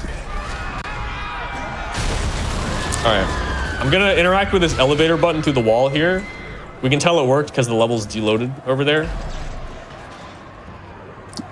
This is a pretty small thing. This saves like a second or two, but there's the whole thing where the elevator gets stopped and then it goes up automatically. With this exploit, we can actually call it ourselves. Right about here. There we go. Yeah, and that actually makes the elevator go up a little bit sooner. All right, we're gonna do something called a wall boost here. This specifically is plant boost because we're gonna boost off this potted plant here, and we're just gonna get a little bit of height and get out of bounds here. Dead Space 1 also has wall boosting, but we didn't really do it a whole lot. It doesn't apply. Excuse me, it doesn't apply as much. If you ever watched a Dead Space 3 speedrun, which we're not doing tonight, that game has a ton of wall boosting. There's a lot more outdoor areas where you can like climb on rocks and stuff. So it gets used a little bit more, but yeah, basically we just gain a little bit of height on the corner there, and then we can just pop out of bounds. We cannot skip this room though. We have to kill all these enemies. So snipe that guy around the corner. You know, again, this game's fairly consistent for the most part, so we know what all the enemy spawns are going to be, and we can just kind of spawn camp them. Nice. Throwing that explosive there also saves a few seconds because for whatever reason, those enemies are immune to most damage except explosives when they're actually jumping out of the vents, and then you can hit them. So that's why we take off the explosive from the other enemy, we just blast them there just a little bit faster.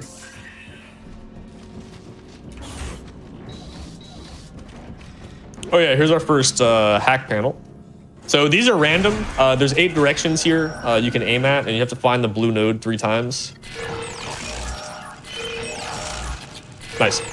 So basically you just, if you do them a lot, you can get pretty fast at them, but the way I do it is I usually buffer a direction. So I just guess one, and then I just go in a circle, and you kind of get used to what the blue light looks like when it pops up, and then you can kind of flick to it, but you gotta be careful because if you misclick, you get a pretty slow animation and you gotta restart the whole thing.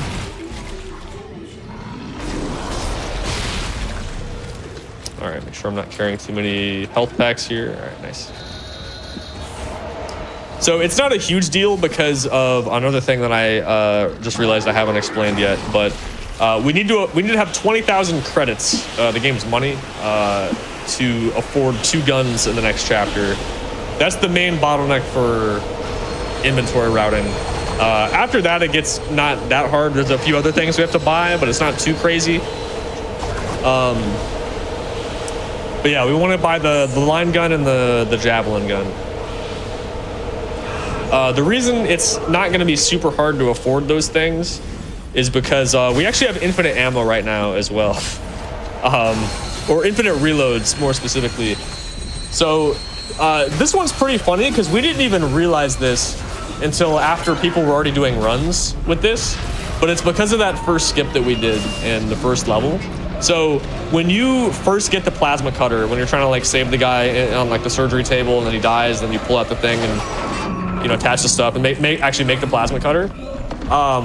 The game gives you infinite reloads, as in like it doesn't pull ammo from the inventory to reload, because to leave that room you have to shoot an enemy normally to progress. So they did that so that, you know, if you ran out of ammo somehow you wouldn't just get stuck, right? But the thing is, the trigger that disables that is like past that guy, and we don't actually go that way. So if you get the gun, it gives you the infinite reloads, and then you just leave, and now you just have the infinite reloads for like every gun for the rest of the game. So I literally cannot use my ammo. Like even if I wanted to, I can't use it. The game will not use it when I reload, which is pretty awesome.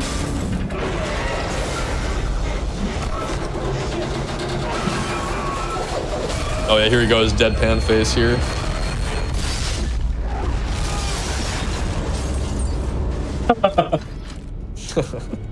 Silly. But yeah, so we should be fine on money because we always sell all of our ammo. Where am I? How did you end up there? But yeah, that's pretty fun. If you watch a regular any % run as well, we actually do a slightly different, like a low FPS skip. It's a bit faster, and you don't get the plasma cutter. It's kind of silly in its own way because you have to kill the boss by just throwing props at its arms, which you can still kind of do pretty quickly, but it's way harder. But in that route, you do not get the infinite ammo, so that's kind of a fun thing about this category is you get to have that. Nice. All right, so this should be enough here.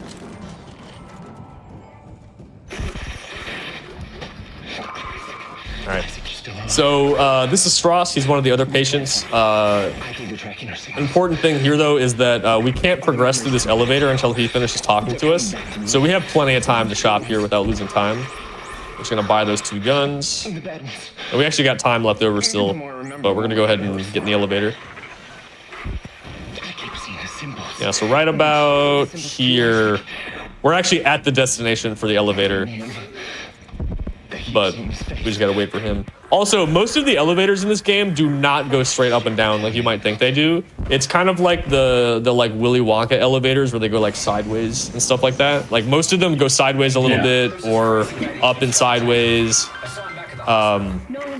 This one coming up does actually just go straight up. But there's all kinds of weird quirks. There's an elevator later where this character Dana says, "All right, you made it to the top of the church." But the way the level's laid out, it's actually the lowest point of the level, and it takes you all the way down there. I don't know why they did that, but it's pretty silly. You wouldn't be able to tell without, you know, going out of bounds and just like looking at it, but it's kind of like a funny like a funny detail there. Yeah. There's an old maintenance access. In comparison, most of the ones on Dead Space 1 do actually just go like straight up and down. Stay sharp. Not like completely, but it kind of fits the space a little bit better, I would say. All right. So we just gotta wait for this to unlock, and for whatever reason, if you shoot out that vent with the decompression window thing and then close it, it makes it open a little bit quicker. So that's why we did that there.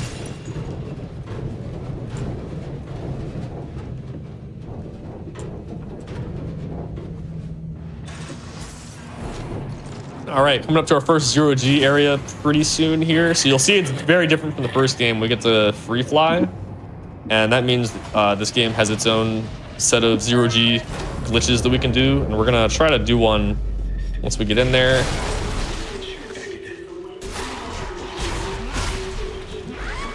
Nice. Okay, just gotta do that fight real quick to unlock these doors. All right. So this is called creatively garbage skip because it skips the garbage room here. So this is called a wiggle clip. So we're gonna wiggle into the corner here until part of Isaac gets clipped through the floor or the wall, and then the rest of us can kind of phase through. And then I'm gonna try to open this door here.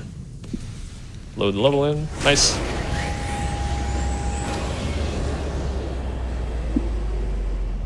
And then just try to dodge this guy jumping out here. Nice. Don't actually have to kill him, so I can usually just like knock him over. Nice. Oh yeah, we didn't finish fully explaining the story. So I guess spoilers for Dead Space 1 because it applies to this game as well. So Nicole was actually dead the whole time. right? Like she's dead before you even get there in the first game. And so in this game, the marker is like communicating to you, and it gives you these hallucinations of her appearing here. So that's what her character is doing here. But we got a little cutscene here of that. All right, we're gonna do our next skip though. Sorry, what were we gonna say? Yeah, you can explain the skip first. Mine's not that important. Oh, okay. So we're gonna do another deload. So we open this door and hit another load trigger here right after that. So like I said, if you try to load too many things in at once, some things won't load in, is the gist of how it works. So because we hit those 2 loads there, this is partially unloaded, and then when this door closes, now this room is unloaded. And we can use that to get out of bounds here. And then open this door, and there we go. Nice. Very nice. All right, so we're coming up to the church here, chapter 4. This level's pretty crazy. There's gonna be a lot going on. So first of all, there's these fuses you can break that usually backtrack or allow you to backtrack in the level. I'm gonna place a mine there and run over here. We run far enough away that the door actually deloads and loses collision, and then the mine explodes, which opens the door. And then I'm actually gonna try to shoot another fuse just straight through the wall this time. There it is, nice. So, skips a really good chunk of the level doing that. And now we have this table. So, we're gonna try to stand on it, and hopefully it will clip us through the floor just like that. Very nice. Nice. And then we can do a wall boost on this slope here to just kind of run up the whole thing. All right, so now that we're on the ceiling, we're gonna do something called a stomp launch, where basically we stomp off a ledge and it gives us a bit more speed than running. Open a door, and there we go, nice. So basically, the reason that works is because even though the stomp animation is pretty slow by itself, when you start falling in this game, your horizontal speed gets locked to whatever it was when you left the ground, and there's a really slight like short part of the stomp animation where you go forward really fast, like barely any time at all. But if you leave the ledge during that, you capture that speed and you can go a little bit faster. So it actually ends up being faster than like a full sprint off, which gives you just enough speed to make it over there. But yeah, so that we skipped all of chapter 4 and almost all of chapter 5, and we're towards the end of chapter 5 now.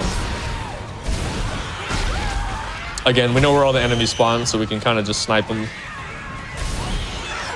if we make the cycle fast enough. Oh, almost got him. You can snipe that guy right when he jumps out. And nice. And then we just got a little cutscene with Nicole here. Oh yeah, Church, were you gonna say something earlier? Still? Yeah, I mean, so again, back to the Dead Space 1 spoilers. And I'm sure most people who've played it know this by now, but the chapters spell Nicola's dad with the first letter. Oh yeah. Yeah, they did do that in Dead Space 1, yeah. If you take like the first letter of all the chapter names, yeah. I want to say they did something like that in Dead Space 3 also, but I forget what it says off the top of my head. This game they decided not to give chapter names, so Dana, you still with me? I've reached unless I have that backwards and there's like internal names for the chapters, but I don't remember yet. Let's find out. Oh yeah, I also saw in chat someone was asking again about it, and I think someone answered it. It looks like, but yeah, basically this is a somewhat new category. But the stuff that's banned is any low FPS tricks, like below 30 FPS, like basically lag strats. And there's a trick called punch hovering where you like float midair with punching. That's also banned. That one's a little bit more arbitrary, but it's kind of it's sort of just the rule set that I think people had been asking for a little bit about like a no lag category, and just the way they work, it kind of fits along with that. Like you don't need to use lag to get them, but they're like a lot easier to do. And they're not everyone's favorite trick. It usually involves getting the float thing, and then you line up, and you move really slow when you're punching. But as long as you're punching, you don't fall. And so you just like punch for like a minute or two in a straight line and just count up to like anywhere from like 60 to 100 steps. And you just do, that's all day, you just do that. So, you know, admittedly, it's like sometimes not the most fun trick to do in the game compared to some of the other ones. So that's part of the reason it's like lumped in there. But otherwise, even though it's called restricted, we are able to do like any other trick, like any other glitch or skip or trick in the game is fair game. Transport hub so still I did. in? Yo, what's up, Radish? Yeah, transport hub skip unfortunately is still in. Yeah. So I did look it up. It looks like there are internal chapter names. They're not labeled in game, but they don't spell anything out. Okay. Unless it's some weird cipher that nobody's figured out 15 years later. But this is just Right. Yeah. No, that's fair. Yeah. Oh yeah, we'll do shoutouts at the end as well, obviously, but shoutouts to Radish, Big Dead Space 2 runner as well.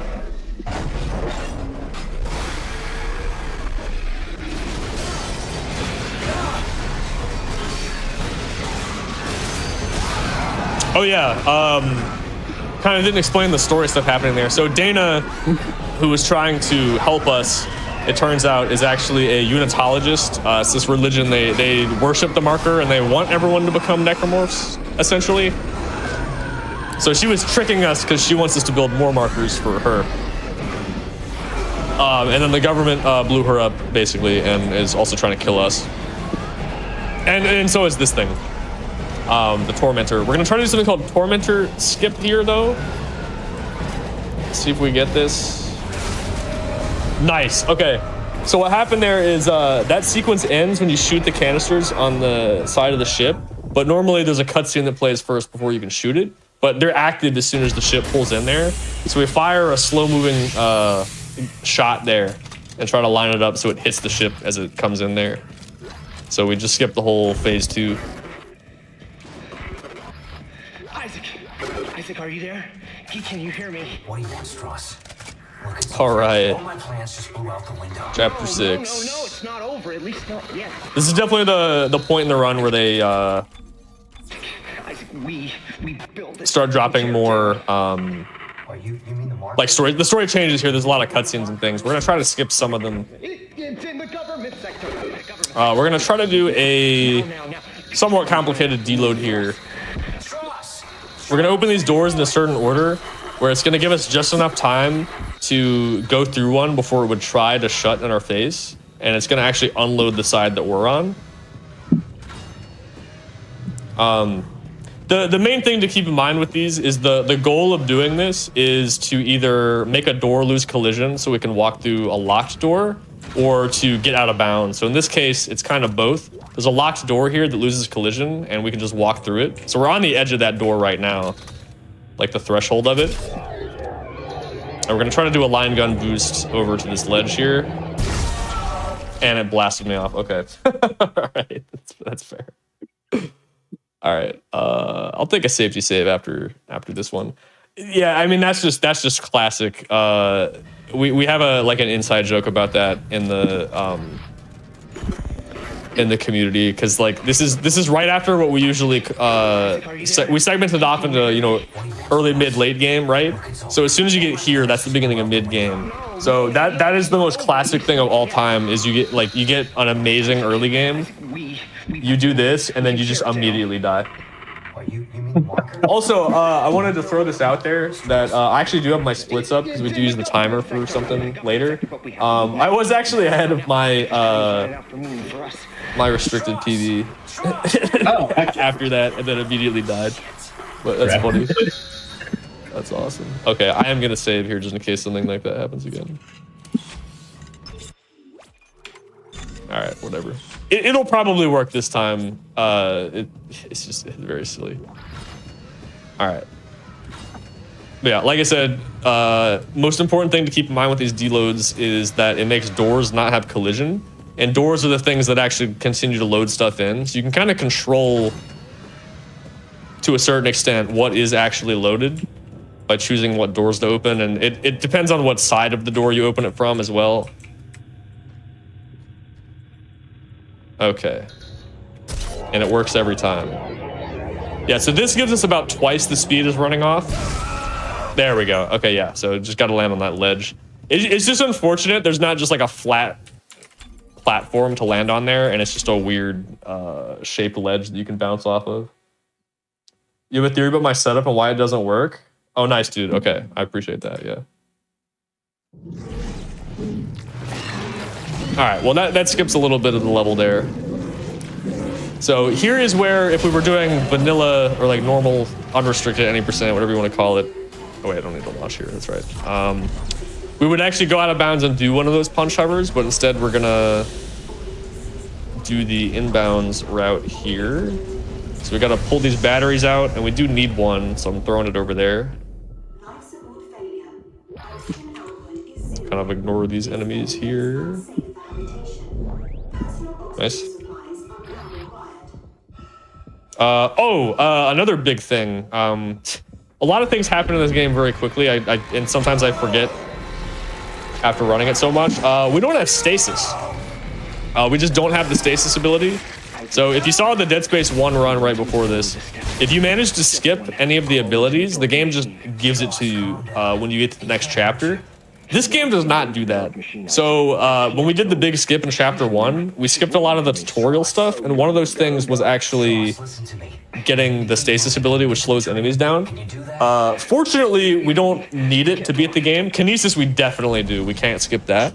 But stasis only has 1 or 2 required uses casually, like in a glitchless playthrough. But fortunately, we're able to skip all of those. So we end up not really needing it. And honestly, once you get used to it, you really don't even miss it that much, because if you just shoot enemies, you can stun them that way also. Obviously not for as long, but it works. So these guys are called stalkers. If we're quick here, and that mine should have killed one of them, we can finish this hack panel before I got unlucky. Oh no. Okay, I gotta do that again. So this is a little bit luck based. If your hack panel is really good, you should be able to just get it anyway. That was really close. But yeah, I didn't do the fast attack panel, and then I got a fast enemy there, but just do this again. The idea basically though is that this should kill one of them, one of the ones that can run really early. And then we try to just clutch this out. I got a better spawn this time, of course. Yeah, whatever, that's fine.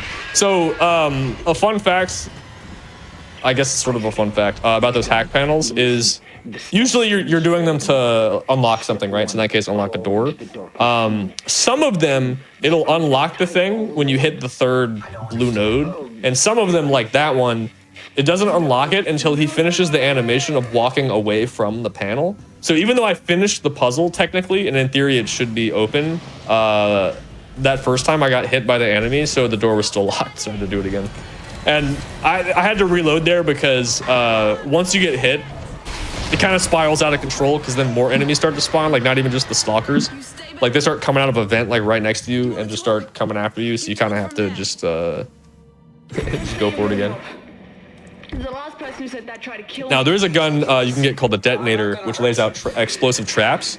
You got that right. We skipped the store where it would be, we'd be able to grab it without losing time. One of those out of bounds we did skips that, but in some other routes of the game, like glitches and stuff, if you have the detonator, it makes that room really easy, because you just throw 1 or 2 of those out, and even if you get a bad pattern, they'll always get blown up, so you don't have to worry about it. Oh yeah, here's Ellie as well. She's gonna be going with us to the end of the game.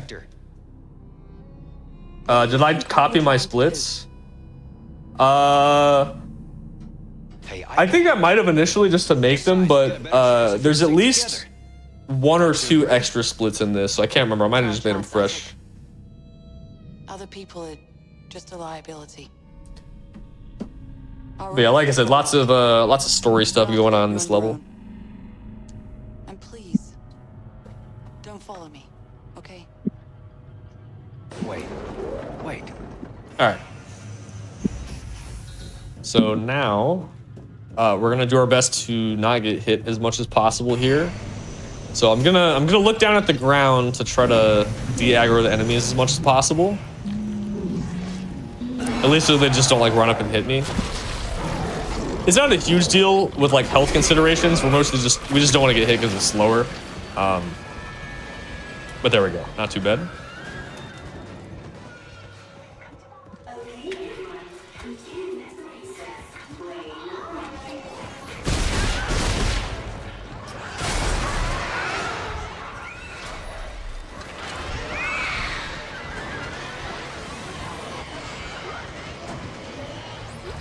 All right, another skip here. So I open that door behind us and then open this door. So again, in some places, if you just open 2 different doors back to back, it can unload one of the rooms. And so this is gym skip here. The main point of this is to skip a pretty long fight here. Because again, the doors don't have collisions, so we can just run through the locked doors and we are out of there. Now, unfortunately, we cannot skip this room because we have to wait for this to end to get in the elevator. So we usually, as a tradition, we try to balance this timeout share on our head. You may feel distrust, but I know you're not real. Oh, you claim I'm not real, and yet here I am. Nice. That was a decent one. Strauss knows how to screw. He knows how to destroy the marker. Yeah, so... Oh, nice. That's a good one. Destroy the marker and all the hurt Nice, will nice, go nice. away. Imagine that. So yeah, just to be clear, that doesn't do anything, but it's just for fun.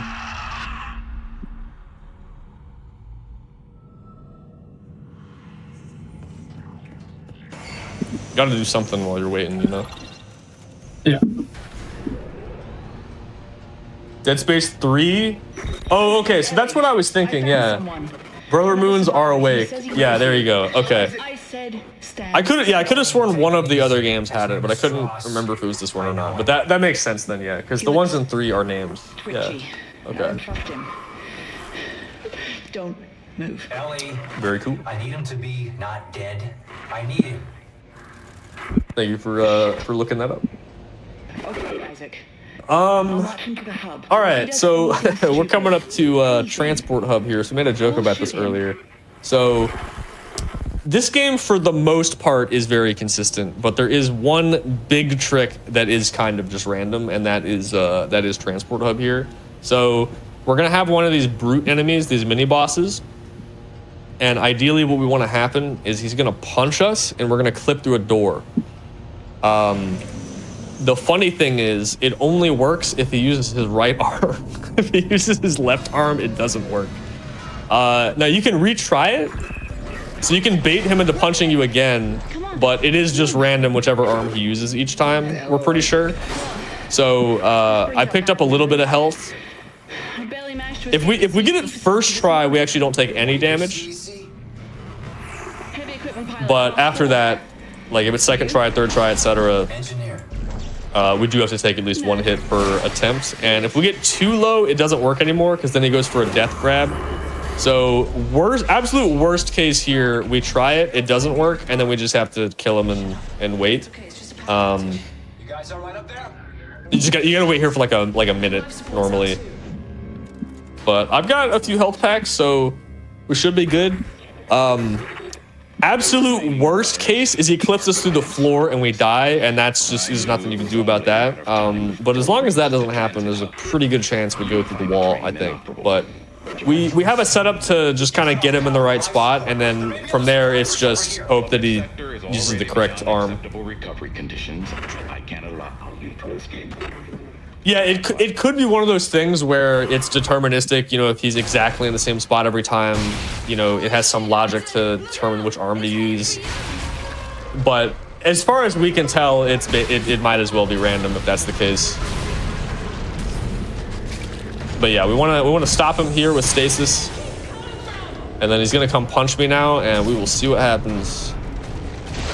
And it's just that easy. Nice. All right, that is a first try. That's really good. Nice.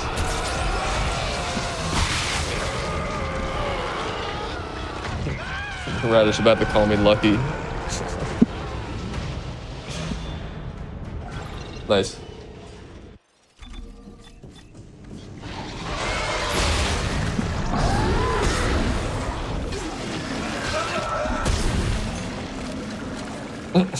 Large, yeah.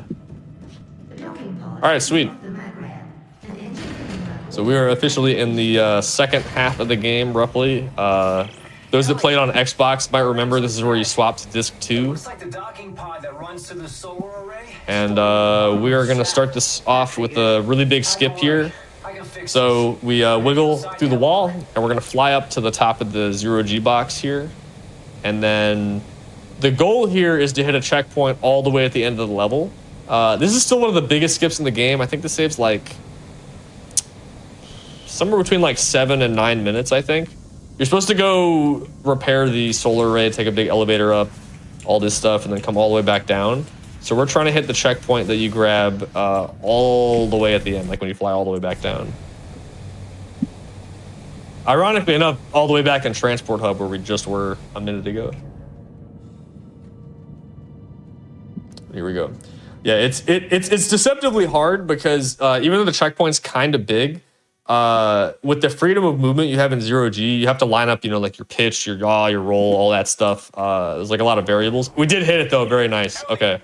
Right outside. All right, sick. So now we're back to Transport Hub. We're gonna do a little trick here. I'm gonna hit the trigger to start this auto scroller, but I dodged the trigger that locks you into the room. So we're supposed to be stuck in there right now and fighting waves of enemies. But instead, we're going to use this time to do some shopping. Again, we have infinite ammo, so I'm going to sell all the ammo. And then I'm going to buy... Do I need the detonator? It always messes me up when I switch routes. I'm going to get it. I don't think it's like... We're gonna get it. Yeah, it's fine. It's not a huge deal. It doesn't really matter. Nice. Okay. Yeah, I just have to leave enough ammo there to be able to afford the contact beam later because it's going to absolutely melt the final boss. But otherwise, that is pretty much it for the routing.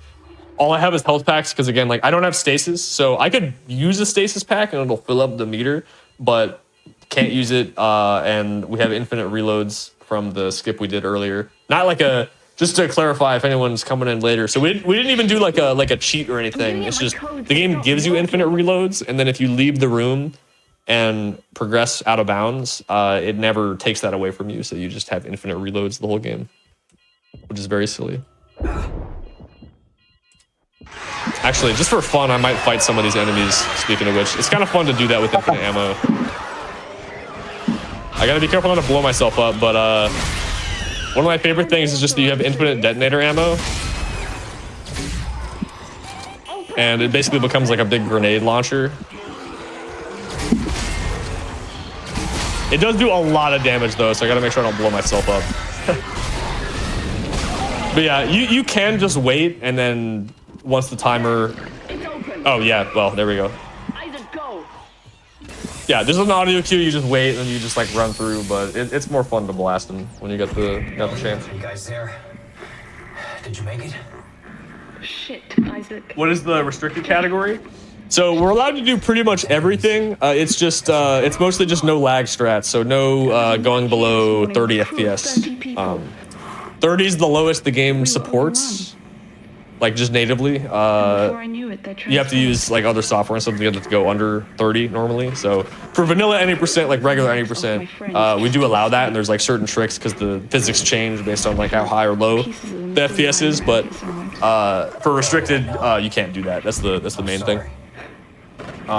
So you can still do most of the tricks in the game. There's just a few things that are a little bit different. We'll get through this. Let's figure out how to meet up. All right, so we're heading up into chapter 8 now. A central hub in the main facility. This level is pretty wild as well.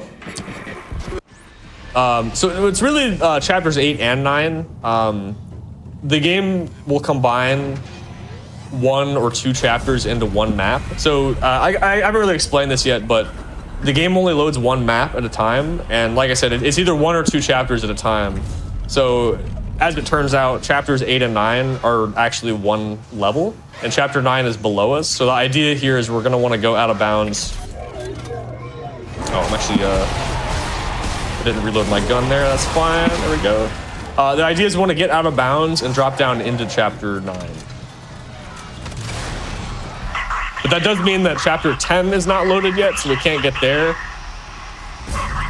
until loading it in correctly. And chapter 7 is not loaded anymore, the level we were just in. So we're setting up a deload with 2 doors there. Oh, very funny. Okay, opened it from the wrong side there. But you can kind of see where we're going now. But I gotta open the door from this side here because that's gonna load in this room. So again, we're opening doors in a certain way to kind of control how the level's loaded. I'm turning hardcore on because that's actually gonna let us dodge a checkpoint here. The game doesn't give you checkpoints while you're on hardcore. So I'm just trying to line this up. That looks good. I'm just doing that so that we dodged that checkpoint. I'm gonna change it back now because I actually do want to hit this checkpoint. Basically, it's just if I mess this up, I can try it again more easily. Let's see. Nice, we got it. Okay. There's a weird lighting thing where Isaac just turns orange when this trick works. I don't know why, but we turned orange, so we hit the checkpoint. Nice. And now we are all the way down in towards the end of chapter 9, actually.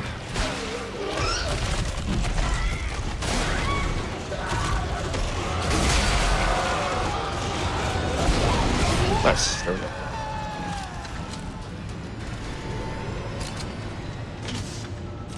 All right. We've seen a little bit of these enemies here, but they're called cysts. They throw out these explosive sack things. So we're gonna try to get through this relatively quickly here. You can catch some of them. Gonna use that one to blow that guy up there. And there we go. Ellie, there's a giant tentacle blocking the transport. Oh, I actually missed. That's crazy. Okay. All right. That's fine. We're gonna do a little wall boost here to... Oh, interesting. Okay, never mind. We're gonna do a little wall boost here. Try that again. Get off the elevator. There we go. Yeah, we gotta destroy both of these to progress. Another one of these tripod guys.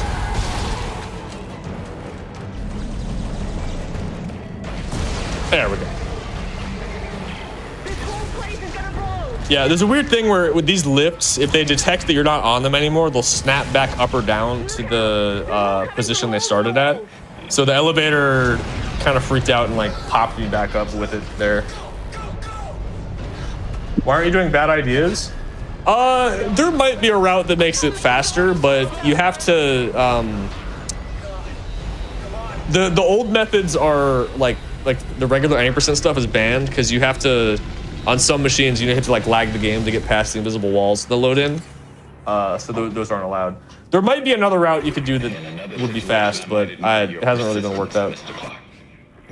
Oh, also, there's 2 Ellies and Strasses here. It's because of that wall boost thing off the elevator I did. So the whole level we skipped, you go through this thing where you're trying to get this little like tram shuttle thing working. And what did he mean when he said the copy of Ellie here on the right is the one that is in the earlier part of the level. And when you go down the elevator, you hit a trigger that despawns the older pair of them, and then the newer ones come in. But since we dodged that, there's just 2 of them here. There's no track to get across on. Back us up. Back us up to the station. What? Why? Just do it, Ellie. Hurry. The Ishimura. If the gravity tethers are still functional, I can... You can snag off second dragon. Yeah, we're pretty much at the end of chapter 9 here. We're heading into chapter 10. So this level should look somewhat familiar if you saw the last run, because we're heading back to the setting of the first game. This is a really bad idea. I'll stick around. I'm full of bad ideas. But yeah, Radish was referencing there's a trick called bad ideas skip that actually skips part of that cutscene. But like I was explaining, yeah, there's like a certain way to do it that's banned for this. So this is kind of a new category, so there might be a way for us to work it out. Could be routed maybe, but not doing it for now. All right, so this one will be interesting because this is one of the big changes. We're still gonna do pretty much the same skip, but if you do this at like 20 FPS, it's really easy, and at 30, it's a lot harder. So I'm gonna give it my best shot here. I'm also gonna grab this safety checkpoint here real quick, just because it makes retrying this a lot faster. I'm in. That should still be a computer. Okay, so I'm gonna turn VSync on. Kind of a quirk with the original trilogy here is it just locks the game to 30 FPS, even if your refresh rate is, you know, like whatever your refresh rate is, it just locks the game to 30 FPS. But we're gonna abuse that because there's certain things where we want the game to be at 30 FPS for. Oh, nice, we got it. Okay, that actually wasn't too bad at all. Nice, okay, yeah, so that wall boost, for whatever reason, does not work at really high FPS, so you want it to be, like, the lower the better. But yeah, it does work at 30. You can do that trick on console. The Xbox record actually does still do this. So that's kind of cool. But the idea here is you go through a bunch of the different areas from the original game, and it turns out that medical deck is actually right down here below us. So we are gonna try to just kind of like fall off this ledge. Slip off really careful here. Are we going? Oh, we're going. Okay. And then try to open a door here. Nice. So yeah, that skips the whole flight deck section and engineering deck section of this level, which is a really huge chunk.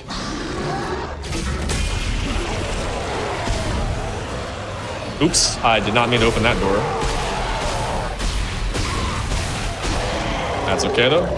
So that you could kind of see it there. That's the cryo room. You freeze the regenerator in. So we're running through medical deck now, running through this locked door. This whole deload here is mostly just to skip some of these doors. That's actually a locked door we ran through that never opens in regular gameplay, but we can just kind of phase through it. And then here we're just continuing the deload so that we can skip these door opening animations. Like waiting for them to get out of the way. And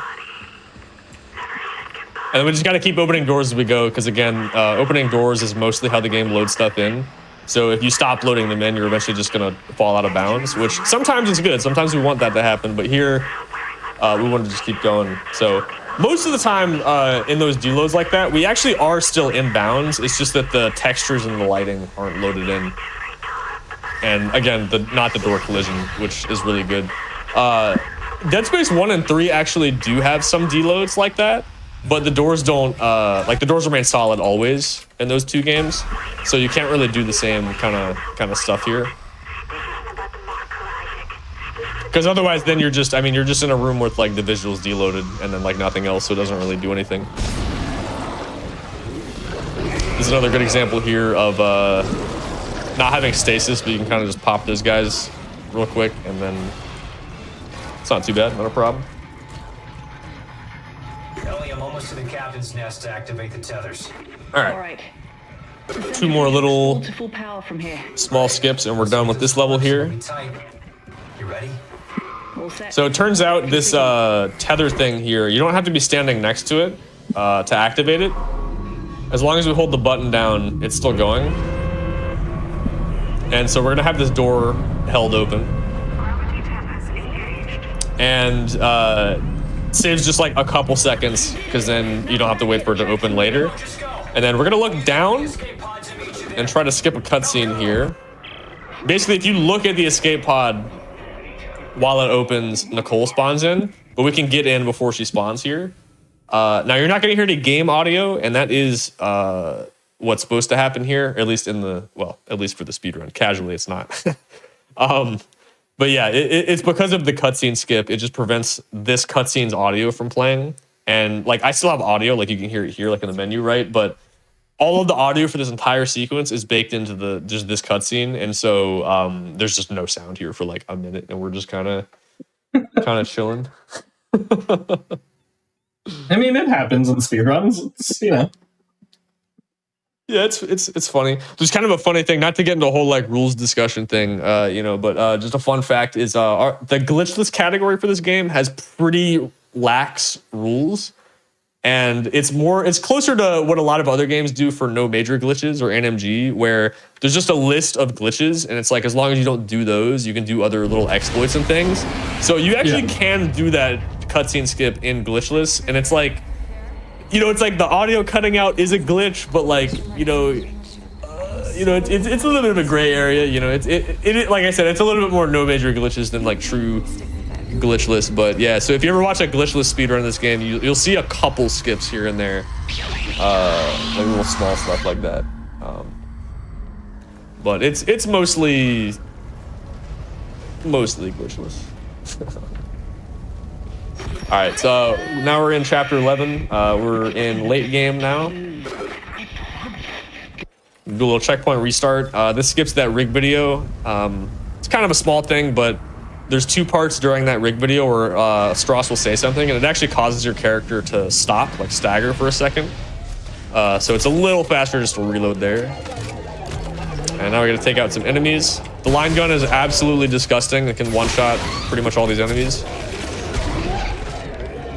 As long as you hit them in the right spot. And that's even on the harder difficulties too, like Zealot and Hardcore. You can still one-shot those guys if you hit them in the right spot, like unupgraded. It's kind of disgusting. Why did you do it, Strauss? I can't face it. I thought Ellie could. Another hack panel here. What can't you face? I almost clicked the wrong spot. There we go. It's what they were afraid of, that I'd face her. All right. So I guess I should probably start talking about it in a little bit, but the most complicated skip of the run by far is drill skip. So we're in chapter 11, the start of the mines, like I said, but chapter 12, which is the drill, is part of the same level. Like they're both loaded at the same time. So we're gonna do some complicated stuff here to get it all set up. We're also buying the contact beam, which is going to annihilate the final boss later.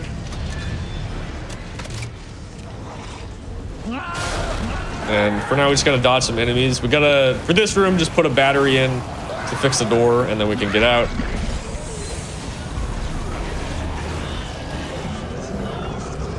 Yeah, it's a bit random. You just kind of gotta deal with whatever you get here. Although we can reload checkpoint, and this, you always get the same pattern every time.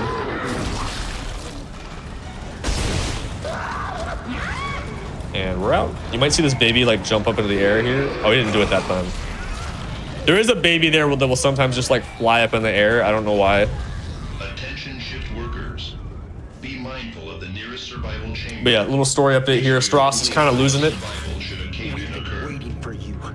Now it's your turn. And Ellie's gonna bonk him. Ellie, step 3.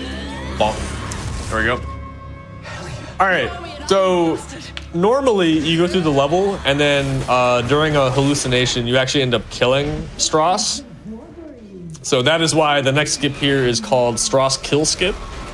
So this is a pretty old skip, but it's gonna let us do something pretty cool here. Oops, don't do that. All right, there we go.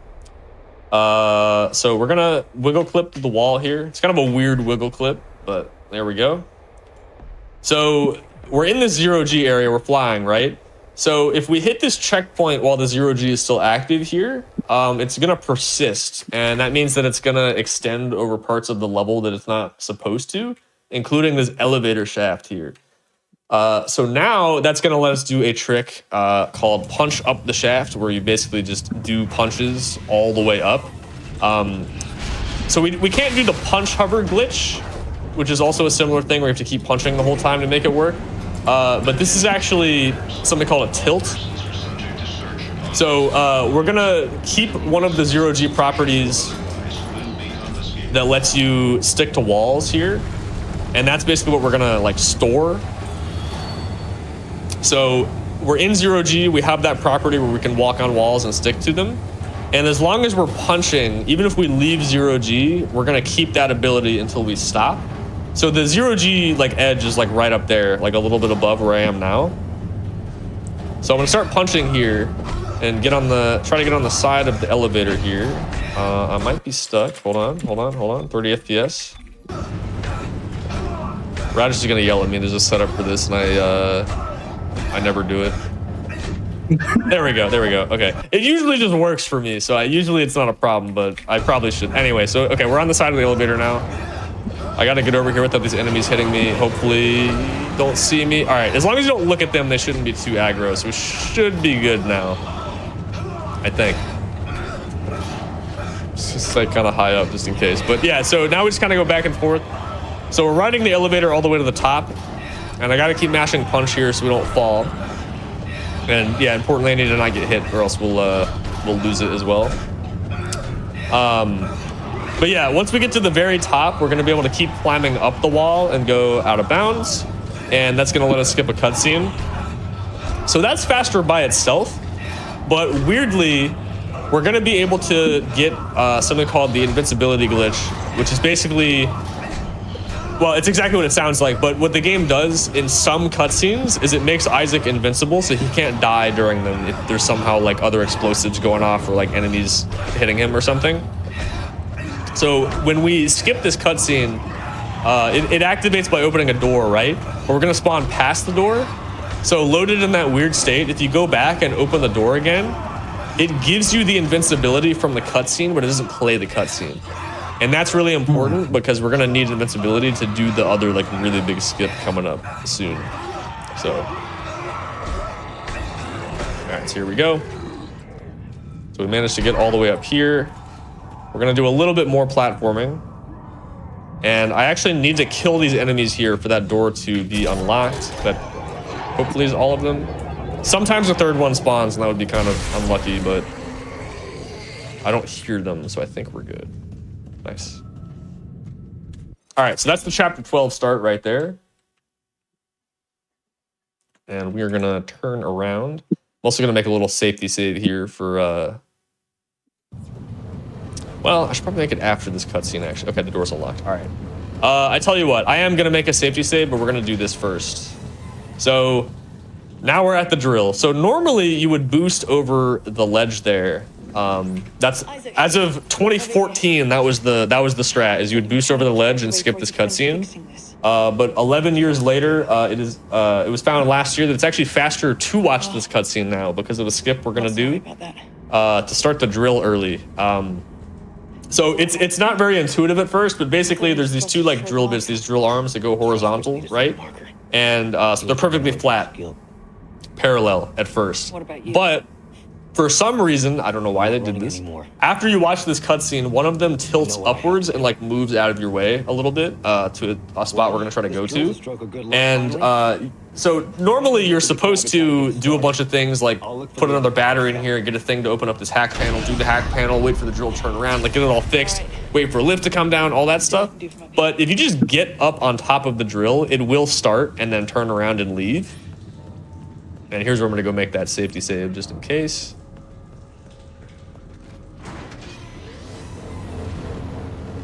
Just so we don't mess this up. This is a very like, basically this trick, you kind of can't redo it if you don't save beforehand. Because you hit a bunch of other checkpoints on the way. So that's the door I was talking about earlier. So I am invincible now. So just to demonstrate. We can't take damage. So we have infinite ammo, infinite air, and we're invincible, all without doing like actual cheats. So that's pretty silly. Basically God mode right now. So trying to do some stomp launches up this slope here. We're trying to get on the drill. So you can see what I'm talking about. This one's like tilted up a little bit. So we can just barely poke the trigger to get the drill to turn around like that by climbing up. So now the drill is just going to turn around and leave, which also looks pretty silly. That battery's just kind of floating there as well. All right. Now we're ready to actually do drill skip. So I'm going to line up my facing angle. That looks pretty good. All right. So now we're going to wait. So the drill is technically an auto-scroller normally, and it's just going to go on its path without us. And unlike the rest of the game, this level loads based on where the drill goes, not where we go. So drill goes far enough away, level unloads, we fall. This is why we had to be invincible here, is because there's a fall timer that will kill you if you fall too long, and you can't get down here without the invincibility glitch. That's why we had to do like all that stuff.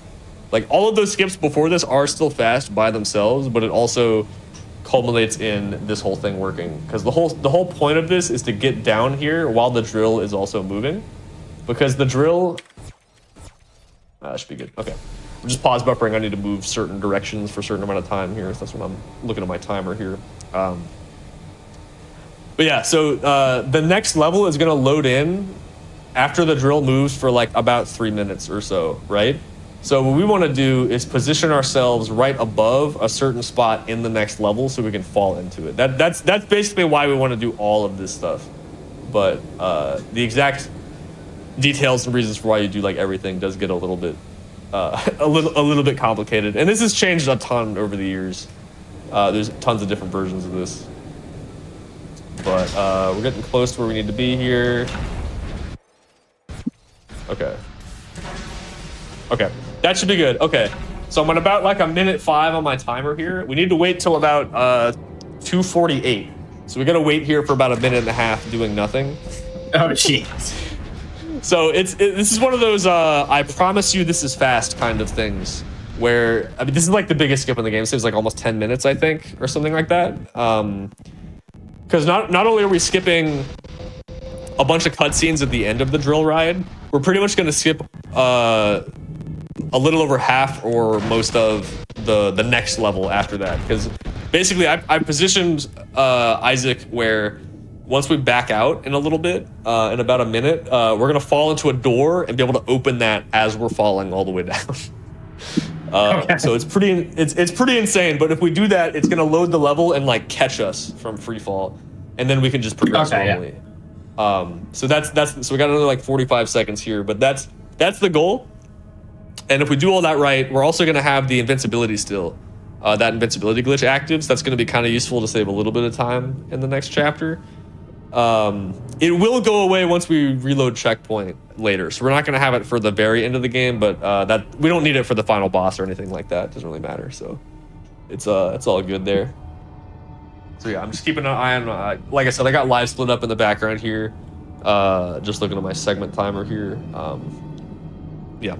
The original version of this used all audio cues, but this it's gotten a little bit more complicated nowadays where you kind of have to like time it out.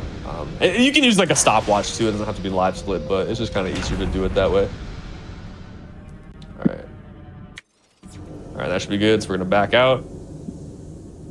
We'll see the lighting change in a little bit here, right there. So that means that the level load changed. Nice. Okay, we got it. All right. All right. I didn't think we'd need the safety save, but you know, it was nice to make it just in case. Isaac. Obviously, you know what you're looking for, but you were like, "Oh, the lighting changed." I didn't see anything. Okay, to be fair, yeah, it's like the lighting on Isaac specifically changes like tint very slightly. So yeah, I guess it's not that it's not that obvious, but I knew what I was looking for. Yeah, obviously you know what you're looking for, but I just saw a black screen. Yeah, hey man, that's pretty much the whole screen, so that is fair. Yeah. Yeah. But yeah, I mean, but that's a good point though too. That's why we need all those like timing setups, because there's literally nothing to look at there. Like you were just in the void. Where's the battery? There it is. Okay. Those are some of my favorite skips where it's like they're incredibly hard to do, but like when you do them right, it's so satisfying because like you're just falling into the void randomly, really. Yeah, it is truly incredible that whole sequence works out like in any way as well. I mean that's also I don't know if I mentioned, that's the only place in the game you can get the invincibility glitch that we know of. Like we don't even know of another place you could do it like just for fun. So it's kind of crazy that happens. But speaking of which, we can just run through those lasers as well. Those are absolutely insta-kill lasers normally. But you know, we got our non-cheat code on, right? So like we can just go through it. All right. So yeah, that's the laser room. That is a pretty hard room for most people when they're first learning the game. If you're not doing this exact route and you got to go through it, there is a way to do it glitchless still pretty fast, but it's a little bit trickier. All right, don't have a name for this guy. We had Steve in chapter 1. I don't know if anyone wants to name him real quick, but we need him to hold the door open for us there. To set up another one of these deloads. So this is another good example of something where we're actually inbounds. This whole skip we're gonna do here, I'm actually inbounds the entire time. It's just that the visuals are unloaded, but again, more importantly, the doors don't have collision when the game's like this. So pretty much the whole point of this is just to skip these doors opening. I think it still saves about like 20 seconds, so it's still pretty worth it because we get to skip this hack panel here also. Got a little disoriented. There we go. Again, you know, kind of like before, there's kind of nothing to look at. So this one, you kind of do just have to get a little bit of muscle memory and like kind of learn like where you are based on these little like lights and things that pop up here. But then all of a sudden you will see that we are back in. So yeah, we do actually have a no out of bounds category. I'm the only runner. It's really not like that great. So that's part of the reason why like no one else has really ran it. But you will see that in no out of bounds because you are not actually going out at any point there. Even though it looks like it because you're just running in the void, right? But yeah, it's just like the textures aren't there. All right, so Oh my god. we are almost to chapter 14, which is basically the last level. It's 14 and 15 is one level, but it's essentially the last one. This is one of the big things where restricted is different. There's a trick called eye poke skip in any percent you can do. That skips this whole section in the actual eye poke machine, but we have to actually do it. This is a pretty, I guess, famous or infamous section coming up. The eye poke machine. We have a strategy for it that makes it like it just free. It's absolutely free. It's not hard at all. But I don't know. Maybe I shouldn't have told you guys that because it maybe make it a little bit more suspenseful. But no, it's really easy. Doing it casually, it's pretty stressful because it's really easy to die in this part, especially on like a hardcore run permadeath kind of thing. But we don't really have to worry about it too much.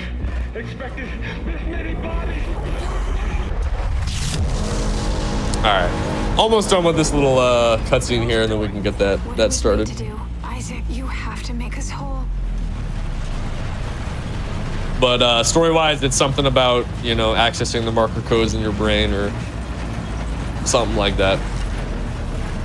Again, all the Nicole hallucinations is the marker talking to us, so it's trying to trick us into doing this. Just like Straw said.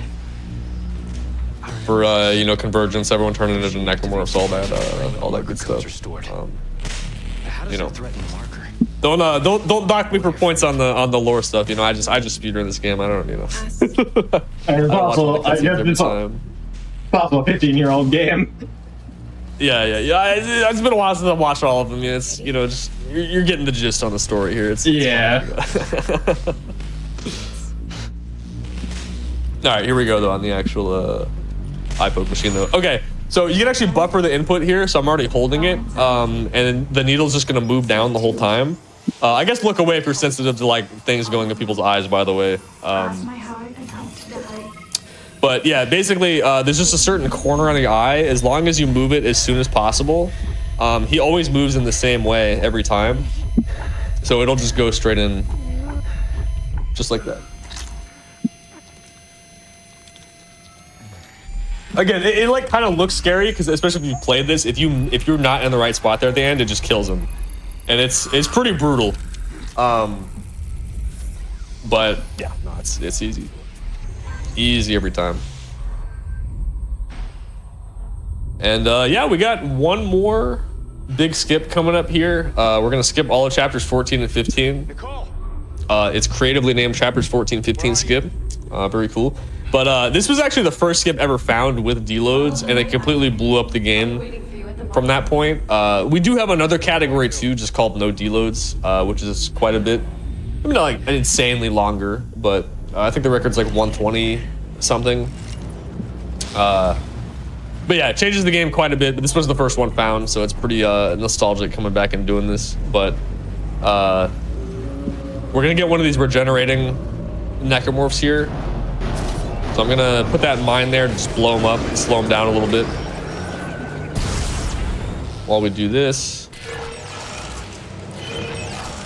All right, so we need both of these doors to do this deload here. And then this is the hard part. I need to like get out on this ledge. There we go, nice. And then we're just gonna fall into this cutscene, or not cutscene, checkpoint there.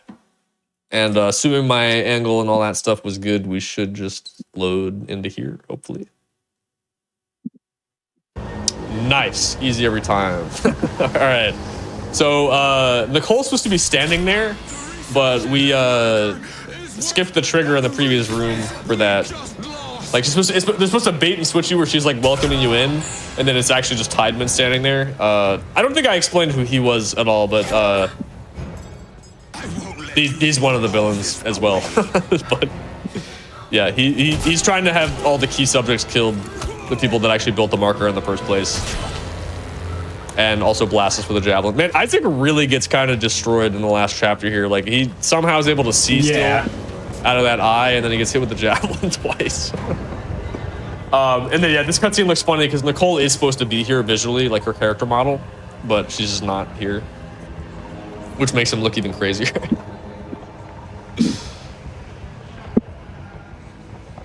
Thank you, Isaac. Now, time to die. What? Yeah, so the final boss is in your mind. You have to fight the marker and Nicole. So we're gonna go to 30 FPS again using VSync and restart here to skip a cutscene. So for some reason at 30 FPS, the marker like exposed weak point will stay open longer.